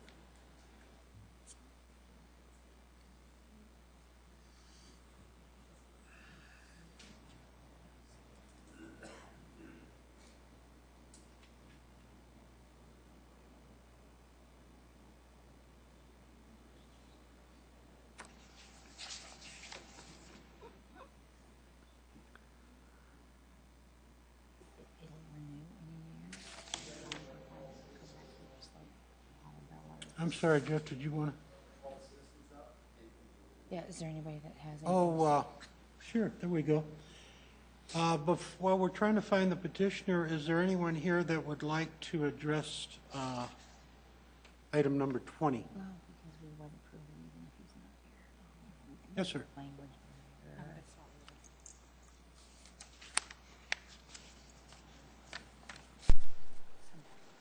Hi, my name's Joe Swenson, and I'm a property owner, handyman, home remodeling, and then a warehouse that's to the north of the property. Mostly, I agree with Jason's recommendations, but one of the concerns is that property's been a real mess for a couple of years, and you can see they can't even pick up garbage and broken down things, so they can't really manage the business that they're running in there now. And mine and a couple of neighbors' concerns are that before they start doing more business, different kinds of business, they should probably prove that they can run the business they have in a kind of a manner that's appropriate to the area. You know, it doesn't seem to me that, it seems to me like they're trying to put 5 pounds of nails into a 1 pound box in this corner. It's not really made for car improvements. They haven't been particularly bad neighbors, but the place just looks terrible. And remember, they're 3 blocks from Sculpture Walk. The traffic counts are about 20,000 a day. And we're concerned that, I mean, I'd be all for it if they do all these recommendations, go for it. But I'm afraid they're not going to do the recommendations. It's going to drag on for another year or two. It's been this way for 2 years already. So I think the zoning commission should have them fix things first and before they let them get into other areas of business. Joe, thanks for taking the time to come down tonight. Now, you said you've got a business right to the north of this? You're at this building right to the north? There's a warehouse to the north across the street, and then handyman home remodeling centers to the east. Okay, sure. Thanks for coming down. I think that we'll be able to do more under this conditional use permit, and we can get the zoning enforcement a little bit more active now that we have a conditional use permit that we can tie to it. And I can assure you we have had similar instances in other parts of town where we have had people operating not the way they should have and not with the right licensing and the right safety equipment, and none of us up here want that either for your neighborhood. So I think we can get zoning enforcement involved with a little more teeth, maybe with a conditional use permit on this property. And of course, the fire concerns really concerned us, because if they're painting cars over there, we know what happened to the old on East 10th where the gas station burned down. Yes. So that concerns me. And we've enforced those before, and we've shut them down.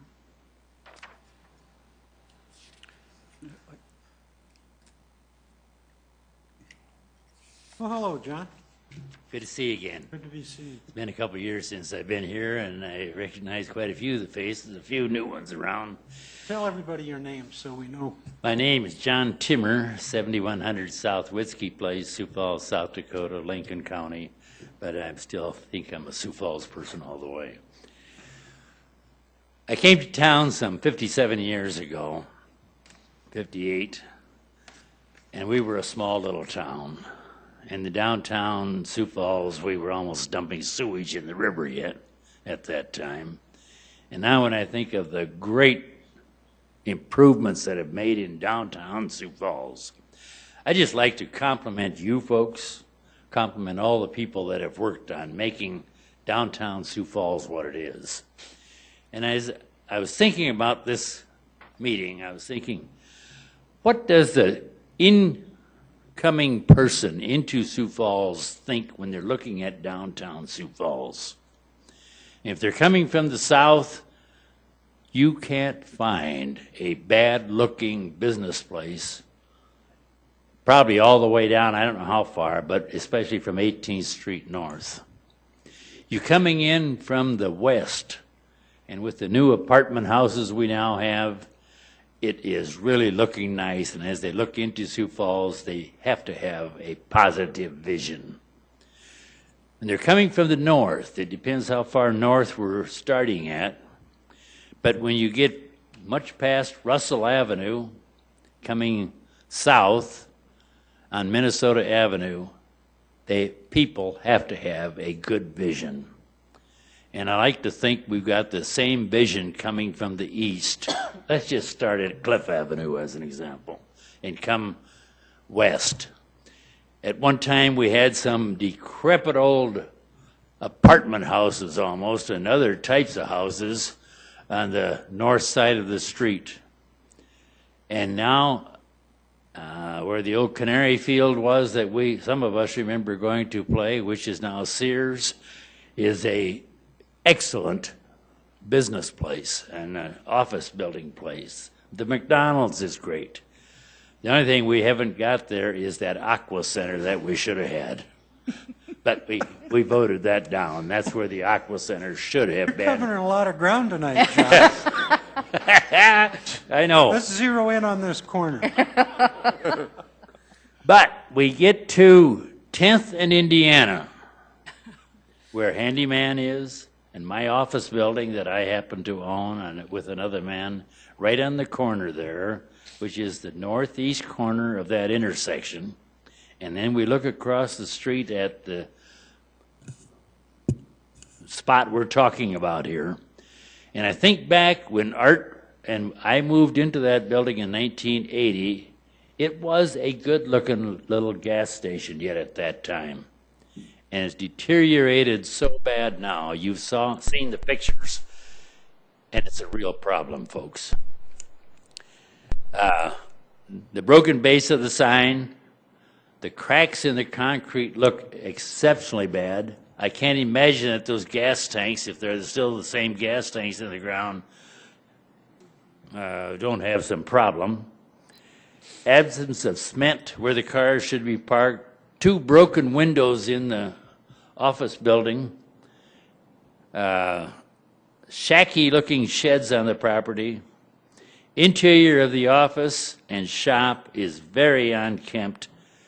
And then the other problem is the loitering that is going on the premises. And they are buying beer there in the evening. And sometimes they're drinking beer there even after the place seems to be closed, I'm told. There have been many calls to the police about this. One of the neighbors there hardly dares to leave her office to go to her car, because she's afraid of what is around outside there. My concern is, I'm not against new businesses in town. I'm not against a person trying to start something new and making it successful. But I've been told this man has been given chances before and at different locations, and he has not followed through. My recommendation to you folks is defer action until the applicant corrects the conditions established by the commission with a total repeal if he hasn't done it by November 1st.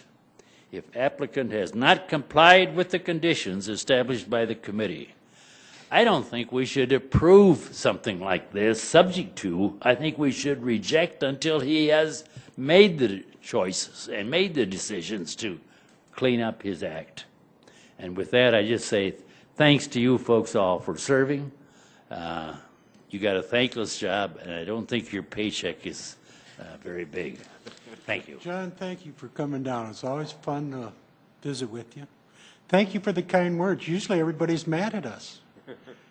And I can't hear either. Oh, no. Good to see you. Was there anyone else here that wished to comment on item 20? Mr. Chair, can we maybe find out if the applicant is here, because that'll make a decision as to what we do next. Oh, Jason, did you find the applicant? No, I did not find the applicant. He was seated over there, and now he was gone. So I don't know if he got confused and thought he was done or what the case may be. So I guess it's in your court if you want to move Jason, forward. what would you suggest in a situation like that? What would help you and enforcement down? I think the conditional use permit gives us more teeth to go after him for enforcement action. He can continue to do what he's doing there as long as he starts moving some of those cars and get some of those out of there. He can continue to do the service aspect of it. But if he does want to do repair, then we can kick in some of those conditions in there with the paving and the striping and the no parking in the intersection safety zone. You know, we have a tradition that if the petitioner's not here, it's almost over the years been an automatic deferral. But that's why I wanted to ask you what would help you and zoning and those guys. I mean, does things go on the way they are for another 30 days if we defer it, and we're just 30 days down the road? They would probably not keep moving on it until the conditional use is either approved or denied. We'll see what some of the other commissioners feel about that. Okay. When we get to a discussion period here. But, you know, this is a little unusual. Usually the petitioner, we require them to be here, but sir, I know you've come down here special tonight. We've listened to two people. Why don't you come up and share with us what you'd like to share? My name's Scott Thorson. I live at 301 West 25th. I am the property owner. Can we go back to that one there? The Welcome Mat Laundromat, which is 2 doors to the west of this property. And we have called the health department twice on the abandoned vehicles, which I believe is you cannot have abandoned vehicles on property. And they have done notices, and nothing seems to change. They get shuffled around. I do have some additional pictures of the quality of his upkeep.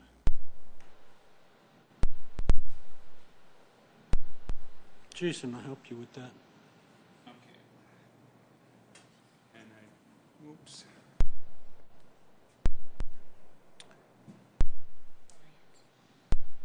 A lot of the vehicles that are there do not have license on them, which qualify them as abandoned vehicles. Today, I saw him working auto body in there while I was walking around. And it's a real eyesore, and we try to run a very good business, and it brings the whole neighborhood down. And as was it John said, the transient population, which you will see one up in the corner up there, we've seen them sleeping in some of the vehicles. So it's a and the drinking affects, I know that's not what we're talking about here, but it kind of relates to the type of business that he carries on. They come into our laundromat, panhandle, go over, buy their beer, and go back in this little area back here that is his property, and you'll see a beer bottle on the top of that god-awful shed there, and sit down there and drink, and then come back and harass our customers. So very concerned that if anything would ever happen, he's doing the business he's not supposed to be doing right now. Why would we encourage anything else? I think we're getting it. Thank you for coming down, taking the time this evening to do that. Jeff, before you come up, I'd like to have David, our legal advisor, come up here. And we've got some serious questions for David tonight. We're glad he came. I was going to answer all those legal. You were? Oh, no, David. Mr. Chair. Yes, Jesse, would you have a question for David? I do. Dave, in order for us to get some more teeth to move consistently forward with this gentleman, on rare occasions, we have taken action without the petitioner here. So I know that we have done that in the past. I want to confirm that, A, we can do that again. But I think by enacting this conditional use permit, we give the code enforcement, zoning enforcement officer more opportunity to set some strict deadlines. And if they're not met, then we can get the fire department involved, we can get the police department involved. probably with a little bit more teeth than we have up to this point. Can you just clarify that? I would agree with that, Commissioner Schmidt. In terms of, I think it says it right in the name itself, conditional use, in terms of they are allowed that particular usage, but we do have more teeth in it. It's a conditional grant of authority to engage in that type of activity, and there certainly are some teeth to this and some review procedures. As I was sitting here, I was reminded of the Blue Nile Auto situation that occurred some time ago. Unfortunately, I wasn't the attorney who handled that, but I know we did struggle with a very similar issue there, where you did have auto painting going on without the proper hood and the other fire marshal concerns there. That may be, similar types of concerns here. And again, this is a situation that it's not easy to come up with a simple solution. Unfortunately, that seems to be the instance with these types of cases. But certainly, I think you're correct that a conditional use would give us some more teeth for this instance. Can I ask you one more question, Dave? So let's say he puts a nice bandage on this and gets it all cleaned up and does everything he's supposed to. With a conditional use permit, we can go back in at a year's time, we're going to go back and look at this guy again and say, yep, he's still continuing what he's supposed to be doing, or no, now we're sliding a little bit further back. And at that point in time, then we can yank his permit and he's done. Correct. That would be up to review. Yes. Again, it's conditional, and it's not a forever instance if you have a lot of teeth into it. David, John brought up an interesting approach to this. Approving the conditional use provided, and I'm trying to remember how John put it, to make him do the stipulations before we approved the conditional use permit. Is that an approach to this? I'd probably want to defer to Jeff for a little more appropriate answer, Commissioner. I was not involved in that Blue Nile. Don't agree with Jesse so much. I mean it. Well, Mr. Chair, how do we have authority without the conditional use permit? I don't know how we would. I mean, you can defer your consideration until a date certain, until, say, your November meeting, and indicate to him that we want these items done, or you can guess how the vote's going to be. Just throwing it out as a question. Sure. I'm not saying I'm advocating for it. Sure. What would you like Jeff to answer? I'll just expound on the obvious, and that's what the gentleman and I were just talking about. We can only enforce the standards that are in place. So if he's not complying with fire standards, we'll make him do that. If he's not complying with nuisance standards, littering, trash and debris, we can make him comply with those. Conditional uses are usually above and beyond that. So that's what these conditions are. He always has to comply with the standards. We're saying you need to do more than that. So you can't really say, hey, before we make you do above and beyond, we're going to make you do above and beyond. You don't have that authority until you pass this. What would happen to him if we said no conditional use permit tonight? Done. That's the other. You always have the authority to approve, deny, or defer. So if you denied it, he doesn't have a conditional use. He's not going to have an opportunity to have a conditional use, and he can do the service that Jason talked about. He can do oil changes, air filters, change tires, but he can't do really any of the major work. And we would continue to do enforcement and have to work on catching him there, and that would put him in a significant financial burden, and he wouldn't be able to. So at some point he'd go defunct, I would assume. Your job is to help advise us. What would you advise in this particular situation? I'm really torn between denying him. I wouldn't defer it. I'm torn between denying it and basically making him go out of business because he's not going to be able to operate correctly, or giving him the opportunity, and this is what I'm going to recommend. You give him the opportunity, you support the conditional use because, as Jesse mentioned, you always have the authority to go back and revoke that conditional use. Thank you for the input. David, thank you. Thank you, everybody. I think Chair will entertain a motion so we can get to a discussion process on this. Mr. Chair, I'll move for approval with the 5 conditions listed. I'll second. We have a motion and a second. Discussion. Mr. Chair, I think Jeff had some pretty good points there, and I think the option of denying you don't have the 6-foot privacy fence and the trash pickup. You don't have hard surface asphalt or concrete. You don't have any of those things that have to be going on for him to stay in business. You have him doing what he's doing and just seeing how much time he has left. At least this way, there's something in place that he has to be doing to get things up to snuff. Nick, I would agree with you. My concern is if we put this guy out of business, this property is going to continue to go into further disrepair. And the people that are loitering and lingering, they aren't going to go away if there's nobody actively working in that building. Let's work under the what we have and the ordinances that we have to help this guy. Either he's going to make it or he's not. But we can't say we won't have given him plenty of opportunity. And if there is something illegal going on there, if there is some open container violations, then people need to call the police to do that. That's far outside the scope of what it is that we do here each night. So I would agree. I think we need to move forward and put conditions in, and let's hope he can live up to the standards that John and the neighbors want in that neighborhood. And if not, then we need to move forward. Jesse, I disagree with this in the fact that we're going to put conditional uses on this guy. Does he even know what we're putting on him? We're going to grant him a conditional use. Does he know what we're going to give him? Is he aware?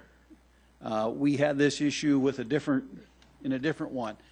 You are allowed 10 cars. Is that enough? That was a question that was asked of him. His conditional use, and that's why I wanted to be sure, is that this gentleman understands he's not here to say, okay, yes, I do agree to these conditional uses, I will do this.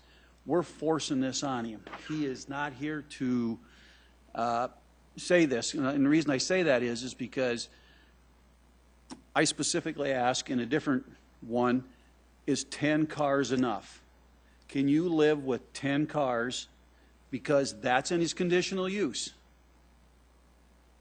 I don't know if anybody's been by there, but there's always 20 to 30 cars. I ask him specifically.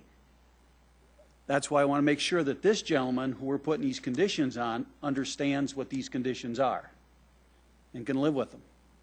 So that's where my disagreement comes in on this, is he's not following the zone or he's violating codes now, and he's been told about them. Is he going to? What's this going to do? It's going to give him another year to sit there. We revoke it. Then how long is he going to be in business? Is he going to have to move out right away, or can he go back to his grocery selling yet? I guess that's one for staff. If you would deny the conditional use, they would be able to do what they are doing there now, the light repair, the grocery store. However, they still have zoning enforcement violations that need to be cleaned up on the site.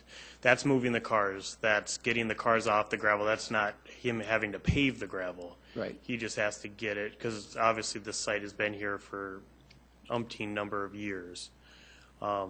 With the conditional use, then, like we were saying, that puts those other conditions on him to make him pave those, to make him stripe the parking lot, to do this, to do that, those kind of things. This is an existing use. We can only get him to clean up his property, to not have cars in certain areas where there's no drive aisles, things like that. Excuse me, go ahead. No, and that's what I'm getting at is we can't get him to do that. How are we going to get him to do this? Just think it gives us more teeth. It's part of the discussion that Mr. Chair? Yes. Thanks. Regarding a conditional use permit such as this, is the applicant required to accept such conditional use? What if they were to say, I don't want it and I'm going to withdraw my request? What is the next step? If the applicant didn't agree with the conditions, then he would. After it's been set by and us. approved, then he wouldn't just be able to do motor vehicle repair. If he doesn't want to do motor vehicle repair, if you guys approve his conditional use for motor vehicle repair and he's like, I don't want to do those conditions, could do the market. That's already an existing use there. He wouldn't go down and get a change of use permit. It defaults back to the correct. current condition. They still, like I said, they still have to clean up the property. There's still an enforcement case on it. All the things that are outlined by the zoning department that needs to be cleaned up here. And is there a specific time frame, excuse me, Mr. Chair, is there a specific time frame that has to be completed within after you give him notice For cleaning the violations currently? Usually they do a certain period of time. I don't know for sure what Barb's time period is on. I know she had indicated that she's given him quite a bit of time, so I guess we got maybe more of a reputation of working with people, trying to help them out and get through things than just fines, and then injunctions and things like that. So I'm not exactly sure what she's got for a timeline on it. If we were to approve the conditional use permit, could we add another stipulation stating a certain time frame that this has to be completed within to give those neighbors that comfort level, or? You could add that on there. I mean, it would be just another. I mean, what kind of a time frame would you put on there? It's still a similar. If we go by there and doesn't have that paved, he doesn't have the cars moved, that's already, he's violating as a conditional use where we can bring it back forward and revoke it, similar to what Blue Nile had to go through when he wasn't, understanding or not doing what he's supposed to be doing. And then we went to council and all that stuff. That was my actual case when I was in the zoning department, so I'm pretty well aware of that one. You come from a zoning enforcement background, if I'm not mistaken, don't you, Jason? How come there weren't more stipulations here? And I just want to bring up that block wall around the sign. I mean, is that going too far? Pretty unsightly. If we could look at the picture again of the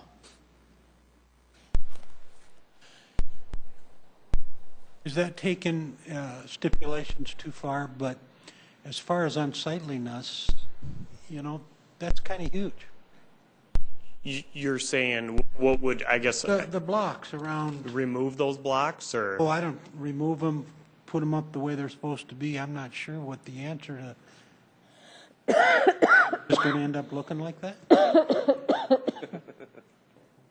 Conditional use standards are standards to help mitigate the impacts of the land use. So we're saying what he needs to do is he needs to screen his storage, he needs to put a proof parking surface. You're not mitigating the impacts of this business by saying put in a nice retaining wall around the sign. We should enforce the aesthetics of it by saying, you know what, it's a tripping hazard or he has weeds, but that's the challenge with, let's just say it's South Dakota and Sioux Falls laws that, you know what, crappy sites sometimes look like this and they should do a better job being neighborly, but he just needs to pick up. So we'd go out there and in general, we would work through those things and say, you know what, you need to do this, and you need to pick up that wall.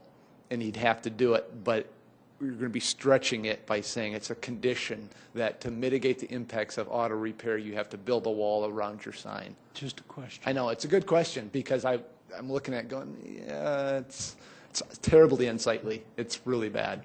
Yeah, currently, it's more of a nuisance than it is a condition of the condition. And that's where you could try to tie it into the nuisance aspects, but it's great. Is the petitioner here? Did the petitioner come back? No. Oh, I wished he was here tonight. Can I ask one more question, Jason? Can. Jason, from what I understand some previous conversation is that the petitioner was aware of this, aware of the conditional use permit, obviously was here tonight. He was aware of these stipulations. There may have been some confusion about staying or going, but he was clearly aware of what the city's proposing. He was aware, Barb from zoning, a zoning enforcement officer, that was one of her things. He needs to apply for conditional use or I'm going to start issuing citations for doing illegal work. He came up to the planning office, applied for his conditional use. Then once we wrote a staff report, we sent it to him, mailed it to the address that he gave us. So I'm assuming if he came to the meeting tonight, he had the agenda, he was aware of the staff report with our list of conditions. Okay, thank If you. any of those conditions he didn't agree with, then that's the time to come to the meeting and discuss those with the Planning Commission. Any other questions for Jason? We've had some good questions. We've had some good dialogue on this one. We have a motion on the table for approving the conditional use permit with these stipulations. It was seconded. Does anyone want to amend that particular motion? Or are we all feeling comfortable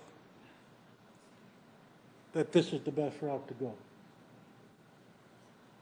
Keeping in mind what Jesse had said, typically we defer these. I mean, it's very rare that we approve these without the petitioner here, but. Mr. Chairman, have I on rare recommend we occasion. move on with the vote.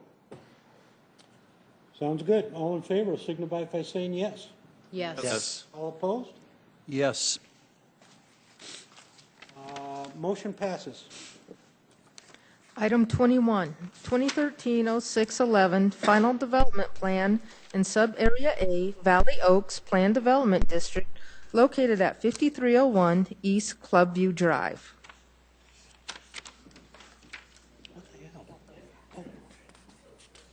Valley Oaks Townhomes, the applicant is Vantas Commercial and the owner is Great Western Bank.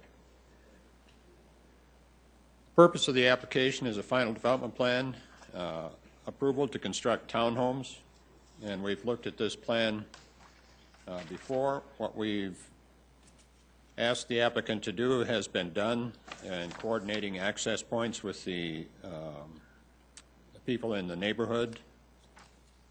And we have a plan that was just submitted today that includes additional information for your consideration and will be presented by the applicant.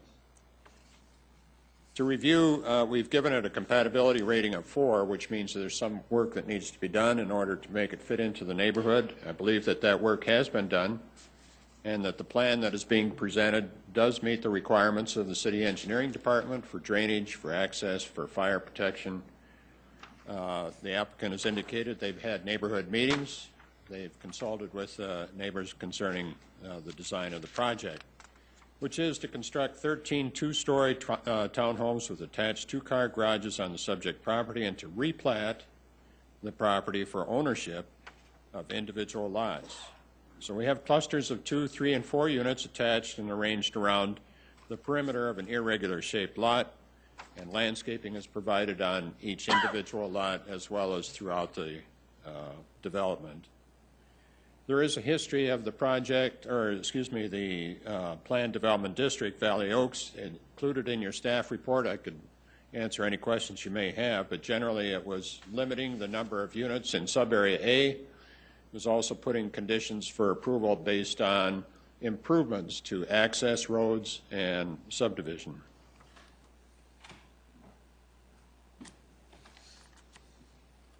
Street frontage is required for each dwelling unit, and a lot width of 16 feet is a minimum for townhouses. That will come through the platting phase. In order to obtain a building permit, it does have to be platted. East Clubview Drive was previously stipulated for improvement and is required for platted lot frontage. Proposed development conforms to the sub-area regulations and is compatible with existing residential development in sub-area A. The maximum density of development allowed in sub-area A, 35 units, is more than the total of existing units, 13, and proposed units, 13, in sub-area A. Because the subject application for a final development plan is consistent with the plan development and sub-area regulations, staff is recommending approval of the request with 4 stipulations. First one, Dubuque Avenue petition for street improvements, has to do with the city traffic engineer consideration of increased traffic created by the development, the effect on the existing street at Dubuque Avenue. So they would like a petition for street improvements. When the time comes to make those improvements, then the owner of the development is participating. Number 2, access permissions from adjacent property owners. I believe that has been worked out, and there are representatives here who can speak to that, so it may not be necessary. as a consideration. Item 3 is East Clubview Drive is to be a minimum 20-foot wide and paved. If that is indicated on the revised plan, and I believe it is, then that also could be removed as a stipulation. And finally, new private roadway easements are to be a minimum 20-foot wide, paved, and named. And if that's included in the revised plan, then that could also be removed, which leaves item number 1. So final development plans, which we're considering this evening, are allowed by the plan development sub-area regulations. Plans are presented and are going to be approved, but also have to meet the zoning and building code requirements of the zoning ordinance. There are additional requirements that are being placed on the project that will also have to be met. The action tonight becomes final. This is a resolution. It does not go to the City Council or any other public hearings. And that concludes staff report. Steve, thank you. Nice job. Any questions for Steve? Seeing none, is the petitioner here?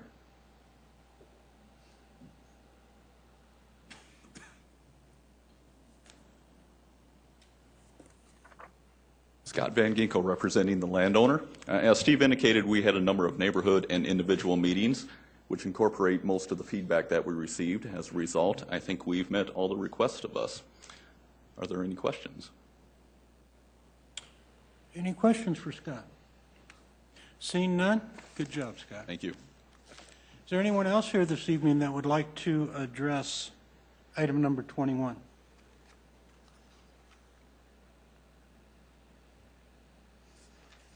My name is Merton Peterson, resident of Sioux Falls. Had a couple of questions, comments. One of the issues from public agencies indicates there's no question about drainage issues, and it's indicated in the staff report. And I, in fact, have met with Chad Heavey and Andy Berg out there. There's a drainage system that was put in when the 8-plex that presently exists was built. It's never worked right. I did receive an email from Andy Berg recently that the city recognizes that that is their system and they're going to take care of it, but that hasn't ever happened. So I don't understand why drainage isn't a concern. And then the other issue that I have is that mutual access point that's between the existing 8-plex and the buildings to the south. When that access point was approved 12 years ago, we had a problem with it. There's a hill there as you come from the north. We recognize that it's going to exist.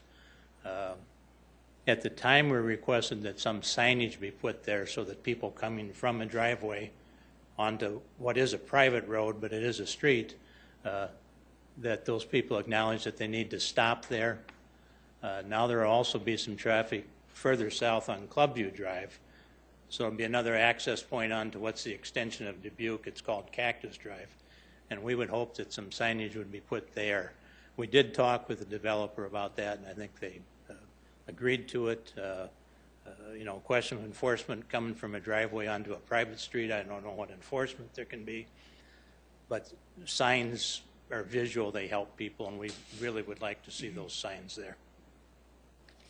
Mert, thank you. Any questions for Mr. Peterson? Seeing none, is there anyone else here this evening that wanted to address item number 21? I'm Donna Dalness. I live at 1635 North Caspius Drive. In fact, it's that end one there. The objection I have is our bedroom is going to be right by that driveway on where you're going off of Valley Oaks. And then you drive up there. According to that driveway, it's going to be just a few feet off of our bedroom. And you're going to have service trucks. You could have garbage trucks early in the morning. We're retirees. We like to sleep in. That might not be too possible with the driveway right there. Donna, help me once again. Would you point out exactly where she lives. Here, maybe I can. I had a drawing here somewhere. Okay. In that cluster there? Okay, the driveway, ours is right here, and that driveway is going right by our window.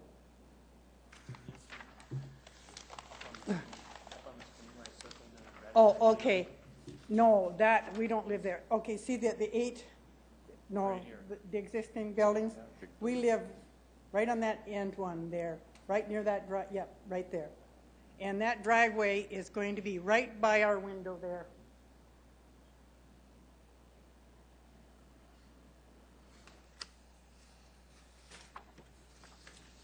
Thank you, Donna, for pointing that out. To me, they had a plan where they were going to put 4 on the back end over there. That would have worked better because then they could have gone way over further with their driveway going to those 4.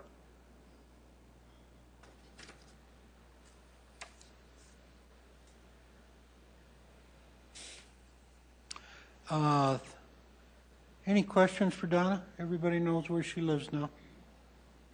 Donna, thank you for coming and sharing your thoughts with us. Was there anyone else here tonight that wanted to address item number 21?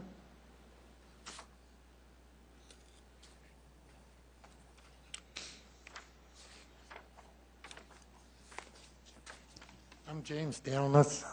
Her husband. I live in the same building. Anyway, my concern, they're putting all in behind us. The land all slopes right towards ours. The drainage is a big problem. Snow, the water's all going to come right at us when they put all that concrete in. Our lower level is all finished. The driveway's only going to be 15 feet from our building.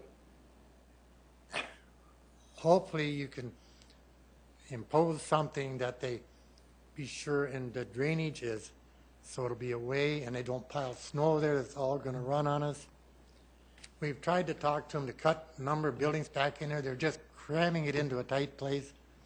They're ruining the whole. We got huge trees that have been there for years, beautiful area, and they're just coming in and just filling it all in terrible. That's my concern, and I know they're very much into it.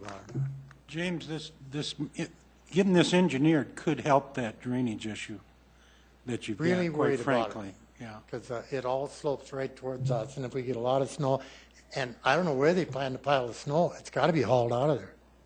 There's no place to pile it. So, Thank you for sharing that with us.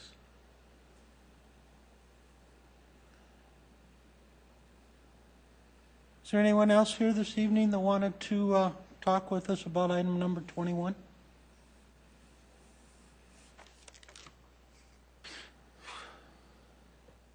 Seeing no one, Chair would entertain a motion. Mr. Chair, can I just call Jason up one more time? Yes, you may. Jason, would you come up again, please? Jason, can you go back, I'm sorry, can you go back to the picture it says maple or ash trees? I just want to confirm, we are discouraging ash trees, Steve, as a possible species, from what my understanding is from our forester.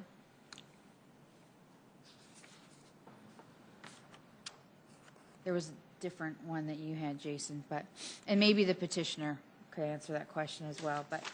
Previous slide. Not this, what Jason had. This is actually an updated landscaping plan. Okay. From previous, so there should be 2 examples of landscaping. Both, this is the general overall landscaping plan, and then there's another, I think, that you have that includes each individual unit. Well, and maybe I would just encourage you to have them work with the city forester, as we are trying, I think, to protect against future ash blight or something. That's a good point. I'm not the arborist, but we do have someone working on it. Thank you. And as far, I'm sorry. Go ahead and finish. You know, the request made to Mr. Peterson for the signage, obviously we want to provide a safe environment. We had already talked about them. We are in agreement with providing it. Obviously, the drainage issue is being handled by the engineer. That will be provided to Building Services when we get the permit. The actual layout of the building's position and so forth is a direct result of the feedback that we have received.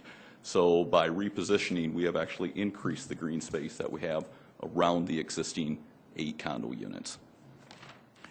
I think Mr. Peterson's concern is, okay, the city has said, yep, we're responsible for the drainage. I think his thought is, when are they going to correct it? I would think that would happen.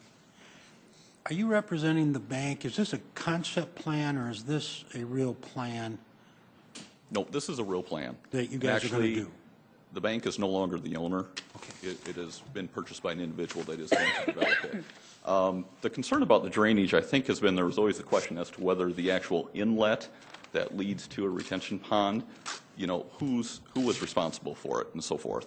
It has been determined in the last week that the city is responsible, so they are working with us to make sure that we have, you know, a clean line once we get the flow to the inlet.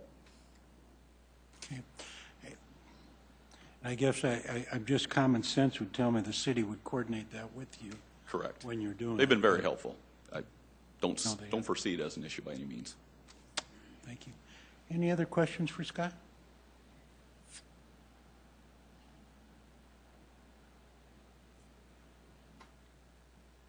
Okay, I've kind of lost my place here. Did we have a motion in a second? No. Oh, wait. Was there someone else that wanted to address this issue? Just real quickly, Jim, we'll let you. It's been talked that the neighborhood okayed this. We have fought it all the way. Nobody's okayed it. They say they're going to do this, and then they come back and say, this is the way it's going to be. Nobody's asked us. We were there first. This was all a planned thing at one time. Now they come in and just crowd everything in. The neighbors don't agree with what's going on. He said that it's all been okayed by us. No, it hasn't. And I know we don't have the money. We're not rich people. We can't fight it. We need your help to help make this a more environmentally built area instead of crowding it all and destroying the beauty and openness of the area. I know there's nothing you can do about it, but we need your help. Thank you. Jim, thank you. Chair would entertain a motion on this particular item. Mr. Chair, I make a recommendation for approval of item 21. Would there be a second? Just clarify with the stipulations? With the stipulations. Thank you. We have a motion. Would there be a second? Second. We have a motion and a second. Well, I'm anxious to hear how everybody's thinking about this one. Did you want to go first, Jessica? No. Nope. Larry, I think you wanted to go on this one, didn't you? I've been in that unit. We actually were the listing agent, I think, when they purchased that building or that unit. And that window does face right there. There's a big window that basically, I mean, as cars are going to drive by that, that's going to be an issue there. You know, let me ask you a question, Larry, and I just, you know, I've been around long enough, I'm familiar with this project. And I know it's been a tough deal. That though they were originally built, it never did kind of catch hold. The original fella had other thoughts about putting a bunch of them up. Nope. Didn't happen. And it sat there for a number of years, I think needing some cleanup. And I know there's going to be some traffic by these folks, but I think the major traffic could be at construction time. I think once it's built and there's homeowners in there, I think what traffic they're going to get is going to be homeowners coming and going? Or are you saying that that street continues through to East Fairway Drive? Does anybody, commissioners, as you look at that, how do you read that street? Do you see that leading to the houses? Or do you see that leading to East Fairway Drive? It would appear to be. Looks like it dead ends. Dead end. Yeah. You know, I know it's not perfect, but and I'm just saying this for discussion purposes. I go, okay, if not something like this, what? Well, Donna, I'll tell you what, we've shut it off to public comment. This is the time where we get a chance to kind of chew on it just a little bit. So we basically would be looking at maybe 6 to 8 cars, you know, just looking at those 4 or 5 buildings, which I don't think is going to bring a ton of traffic. It's just going to be a nuisance if, you know, they maybe work different hours than what people are used to. I mean, that'd be the only thing I would see. Yeah. I mean, I think one of the main reasons why this area didn't really kick off too is, I mean, we've had a lot of expansive soil issues up in that area that, you know, foundations have been, you know, an issue up in that area. It's been hard to sell those. I think the developer's going to have to watch the engineering pretty carefully. But, I mean, that would be the only thing would be the traffic, but I think that would be easily by the 6 cars. That shouldn't be a problem. John, with your architectural eye, what do you think of the layout? I mean, Well, it appears to me that the density is about right for what this neighborhood is intending to do. The width of the drive seems appropriate to discourage people from parking along that driveway and potentially blocking that end apartment's view, which would be one of my larger concerns. Yeah, looking across the driveway wouldn't be my first choice, but it's definitely better than looking into the side of another wall, and it looks like the distance is reasonable to avoid that. So overall, I think the plan looks pretty decent. I'm glad that they made that north drive not a through drive to Fairway. I think it's better when it's dead end. You'll have a lot less traffic that way for people trying to cut through the neighborhood. So all in all, it appears to be compliant. you know, I don't know the question Mert had about a signage, you know, with a private road when it comes onto a public street. Who is responsible for a stop sign there? I think that's traffic. Even though it's a private road? I don't know that for sure. I don't know that either. I think the developer would have to take a look at that just for the safety of the, because there is a hill there now that I think about it. But And I think he did offer up signage in his comments. He offered they'd agreed to that, I thought. do you guys have any thoughts? Nothing that hasn't already been said. Any other comments? Seeing none, all in favor will signify by saying yes. Yes. All opposed? Item 21 passes. Item 22, 2013-08-18 Final Development Plan in Sub-Area A, Sanford USD Medical Center Plan Development District to construct a hotel located at West 19th Street and South Grange Avenue. Jason Bieber, City of Sioux Falls Planning Department. This is a final development plan request by TMI Hospitality in Sub-Area A of the Sanford USD Plan Development District to construct a hotel. It is located on South Grange Avenue and West 19th Street. It's roughly 2.5 acres. The applicant is proposing to construct a 4-story, 80-unit hotel adjacent to the existing Sanford Hospital. The hotel will be called Home 2 by Hilton, and parking for the hotel will be provided on site, and a future skywalk will be constructed from the proposed hotel across South Grange Avenue and connect into the Sanford Hospital. The Sanford USD Medical Center Plan Development District was approved in February of 1993. The purpose is to allow the existing and future hospital and associated medical services, hotel, inn, and associated parking facilities. The proposed hotel is required 2 front yard setbacks, 25-foot front yard setbacks, 10-foot side, and 25 rear yard setbacks. The submitted site plan appears to indicate those required building setbacks. The proposed hotel requires 5 parking spaces plus 1 parking space for each sleeping room or suite. Therefore, they're required 85 parking spaces total. And they are providing 101. Just kind of run a quick overview of the parking for the Sanford campus in general. The existing Sanford campus buildings are required 3,697 parking spaces, and they are indicating that they have 4,528. If you take the 85 that's required by the hotel plus, well, actually minus the 142 that Sanford will lose in the construction of the hotel, then the total for the hotel and the Sanford campus is 3,782 parking spaces.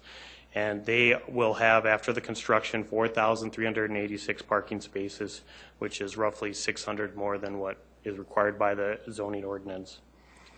The proposed hotel will be located in the central portion of the lot between South Grange Avenue and South Menlo Avenue on the east and West 19th Street and West 20th Street on the north and south. The main entrance to the hotel will face the west, adjacent to Grange Avenue. The elevations indicate a 4-story building with the majority of the sleeping rooms on the 2nd through 4th floors. Floor 1 will have several guest rooms and hotel amenities such as the pool, fitness center, lobby, meeting room, and breakfast area. The majority of the building is comprised of brick veneer colored to match the existing Sanford Hospital. The site has existing landscaping in the required front yard, which will remain. Their submitted landscape plan, they're indicating several additional trees on the north and south and several trees interior. Those existing and proposed trees do appear to meet the landscape ordinance. Finally, the applicant is also proposing to construct a fence along the east property line along Menlo, running north and south to screen that parking area from the particular houses on the east. Because this application for a final development plan is consistent with the Sanford USD Plan Development District sub-area regulations, staff does recommend approval of this request. And this is a final development plan application which is allowed in the approved sub-area regulations of this plan development. And they must meet zoning and building codes, and all final development approvals are denial or resolutions, and they are final. And we did receive some pictures and a letter from the owner of the Valley Motel, Mr. Alec. And Steve, if you will go to the end of the presentation, I did put those on there. He didn't indicate, I think he indicated that he didn't know if he would be able to make the meeting tonight, so he dropped these off today. It seemed like his major concern was parking on the street and the parking issues over there. And I'll answer any questions you guys may have. Questions for Jason?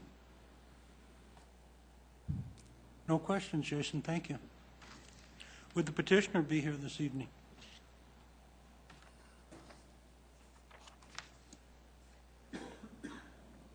Jeff Bolt with Sayre Associates, representing TMI, the developer of this property. I think Jason kind of stole most of my thunder here. I don't have too much more to add. The project does provide for the 80-room hotel, 4-story. The intent is to design it such that it blends in with the existing campus structures. As he mentioned, Sanford does an excellent job of landscaping, and the majority of that on the perimeter of this site will remain in place. The existing mature trees will stay in place. The parking has been revised slightly due to city comments, but we do still exceed the required parking by 6 stalls. With that, I'd be happy to address any questions the council might have. Jeff, thank you for that. Any questions for Jeff? Jeff, do they have a time frame on this? When are they thinking? They are looking to begin construction as early as the middle of this month. Okay. Thank you. Thank you. Is there anyone here this evening that would like to address item number 22?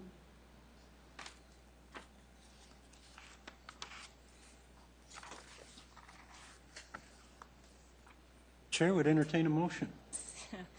I'd like to make a motion to approve item number 22. There'll be a second. Second. Discussion. All in favor will signify by saying yes. Yes. Yes. All opposed? Motion 22 passes. Item 22 passes. Item 23, 2013-0801, minor amendment in Subarea C of Judy Estates Planned Development District to increase the density from 220 to 226 units located at the southeast corner of East North Star Lane and South Lewis Avenue. Steve. Judy Estates Townhomes applicant is Legacy Development. The owner is Midwest Condos. The purpose of this minor amendment is to increase the density, allowed density in the sub-area, which, if you remember back from the final development plan approval, which was not too long ago, there was some concern expressed by the neighbors about the density of development not exceeding the 220. Therefore, the final development plan was approved with a condition for approval limiting this development to 50 units. The applicant would like to increase the overall sub-area density allowed from 220 to actually 227 by staff's count, so that they could proceed with a development that's presented to you in the site plan. It's a 5.78 acre site, just to summarize. The landscaping, parking, drive access through the project to a public park, everything was approved with the final development plan. So what we're really dealing with tonight then is, if that plan is approved, to allow a density increase for development of the plan. I don't know if there's any neighbors here present tonight to speak to the density issue. Staff is satisfied that the development is internal to the sub-area of the planned development district. A site plan has been presented that has been approved. The limitation of density was placed on there as a result of neighborhood input. And so that's what we would have to deal with this evening as to guide you in your decision making. All of the setbacks are met, subject to a minor amendment that was approved at the last meeting. The final development plan, I thought I saw some people come and go, but I guess nobody's there. So everybody's heard the spiel before. The final development plan is approved and is a resolution. It's final this evening. There's no recourse. It would be effective tomorrow. And that concludes staff report. I've had no calls. Signs were posted. I have an affidavit. Steve, thank you. Any questions for Steve? On this one, it appears on the east side of the property. Is that rear yard setback? Did you have a measured drawing that showed that setback line? In that particular photo, it looked pretty close. I thought we had the engineers here this evening and can present that to you. Any other questions for Steve? Seeing none, thank you, Steve. Would the petitioner be here this evening?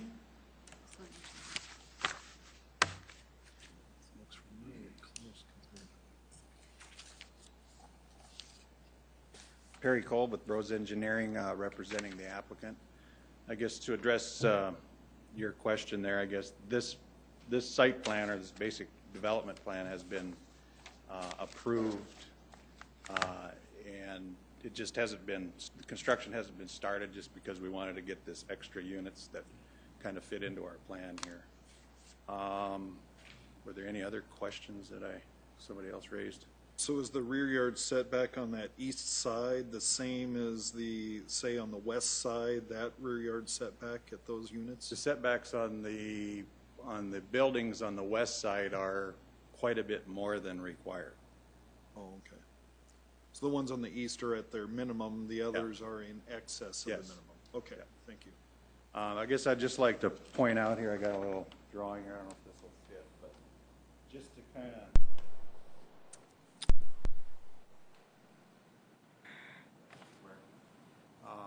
our property is to the right on the screen here. We're at 5.78 acres, proposing 56 units in total here. The complex just east of that, or just west of that, there's 60 units on that, on 5 acres, and you've got a density of about 12 units per acre. The complex furthest west, up against Cliff Avenue, there's 80 units on 5.1 acres. That's about 16 units per acre. Our development, we're proposing a density of about 9.7 units per acre. So we're quite a bit less in density than those other two complexes. I guess what we're suggesting that it's a fairly minor request here to kind of help us develop the site to its fullest potential. With that, I'd answer any more questions. Any other questions for Perry? Perry, thank you. Was there anyone else here this evening that would like to address item number 23? Seeing no one, Chair would entertain a motion regarding item 23.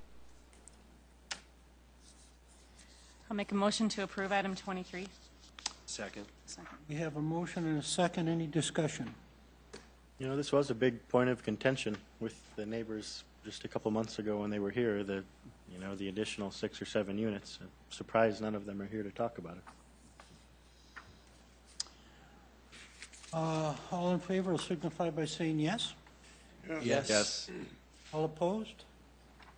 Item 23 passes. Before we start item 24, I am going to withdraw from item 24 and turn the chair over to Assistant Vice Chair Jesse Schmidt. Assistant Vice Chair? Assistant to the Vice Chair. Denise, why don't you read the item for us, please? Item 24, 2013-0807, a minor amendment to Sub-Area C, Westwood Valley Planned Development District to reduce side yard setbacks to 7 feet for all residential uses located at West Brook Drive, West 32nd Street. Westwood Valley Empire Homes is the project name. The minor amendment has to do with the side yard setback, reducing that from 10 foot to 7 feet for all residential uses on the subject property. There was a final development plan approved on the consent agenda, if you recall, item 16 on page 123, if you want to reference to that. This property is going to be platted as lots 19 to 23, block 9. It's a 1.8 acre site. It's currently vacant. And we do have subareas H and D, Westwood Valley PD to the south. So we have a compatibility rating of 4 at that point.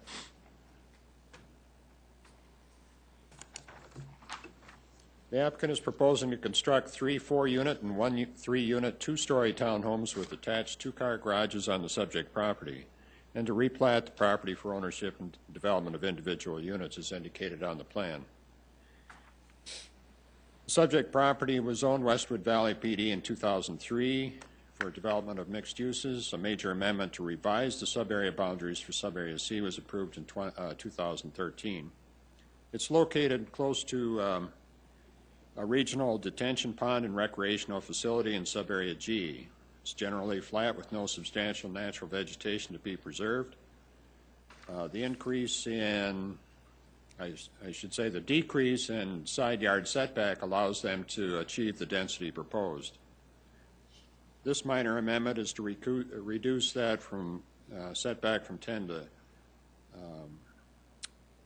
7 on the subject property. Staff is noting that 9 or more apartment units in one building, or buildings with 3 stories or more in sub-area C, the side yard setback would be 10 feet. In a conventional RD district, a 4-unit townhome or apartment arrangement would be allowed a side yard of 7 feet. Therefore, staff can support the reduced side yard requirement only for the proposed plan of up to 4 units attached as approved in the final development plan. Proposed development of 2-story townhome units conforms to the sub-area regs and is compatible with the existing residential development in the Westwood Valley neighborhood. Plan is complete for your consideration, and because the application for minor amendment is consistent with the plan development and sub-area regs, staff is recommending approval of the minor amendment with one stipulation: approved for the subject property only, and the plan is presented. That concludes staff report. Are there any questions of Steve? Thank you, Steve. Is the petitioner here?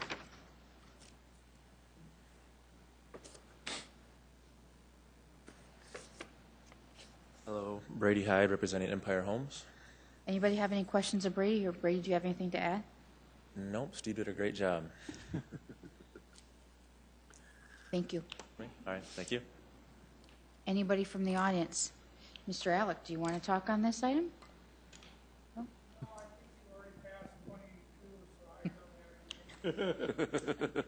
Thank you. That's late. Okay, seeing none, I'll look for commission action. Move approval. Second.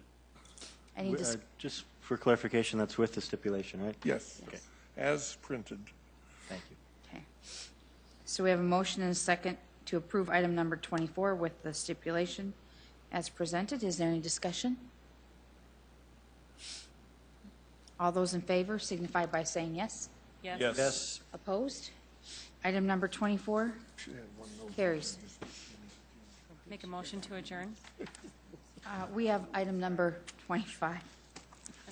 Item 25 is a 2013-08-21 minor amendment to sub-area B, Prairie Hills North, Plan Development District to remove landscape buffer condition of a final development plan located at 5120 North Granite Lane. Madam Chair and the commissioners, we did receive notification from the applicant that they're withdrawing their application because of neighborhood concerns and because staff persuaded them. Nice job. Thanks, Steve. When you say Okay. no, you mean no, right? So number 25 is withdrawn. Withdrawn by the applicant. Move to adjourn. Second. Second. Third. Good night, everybody.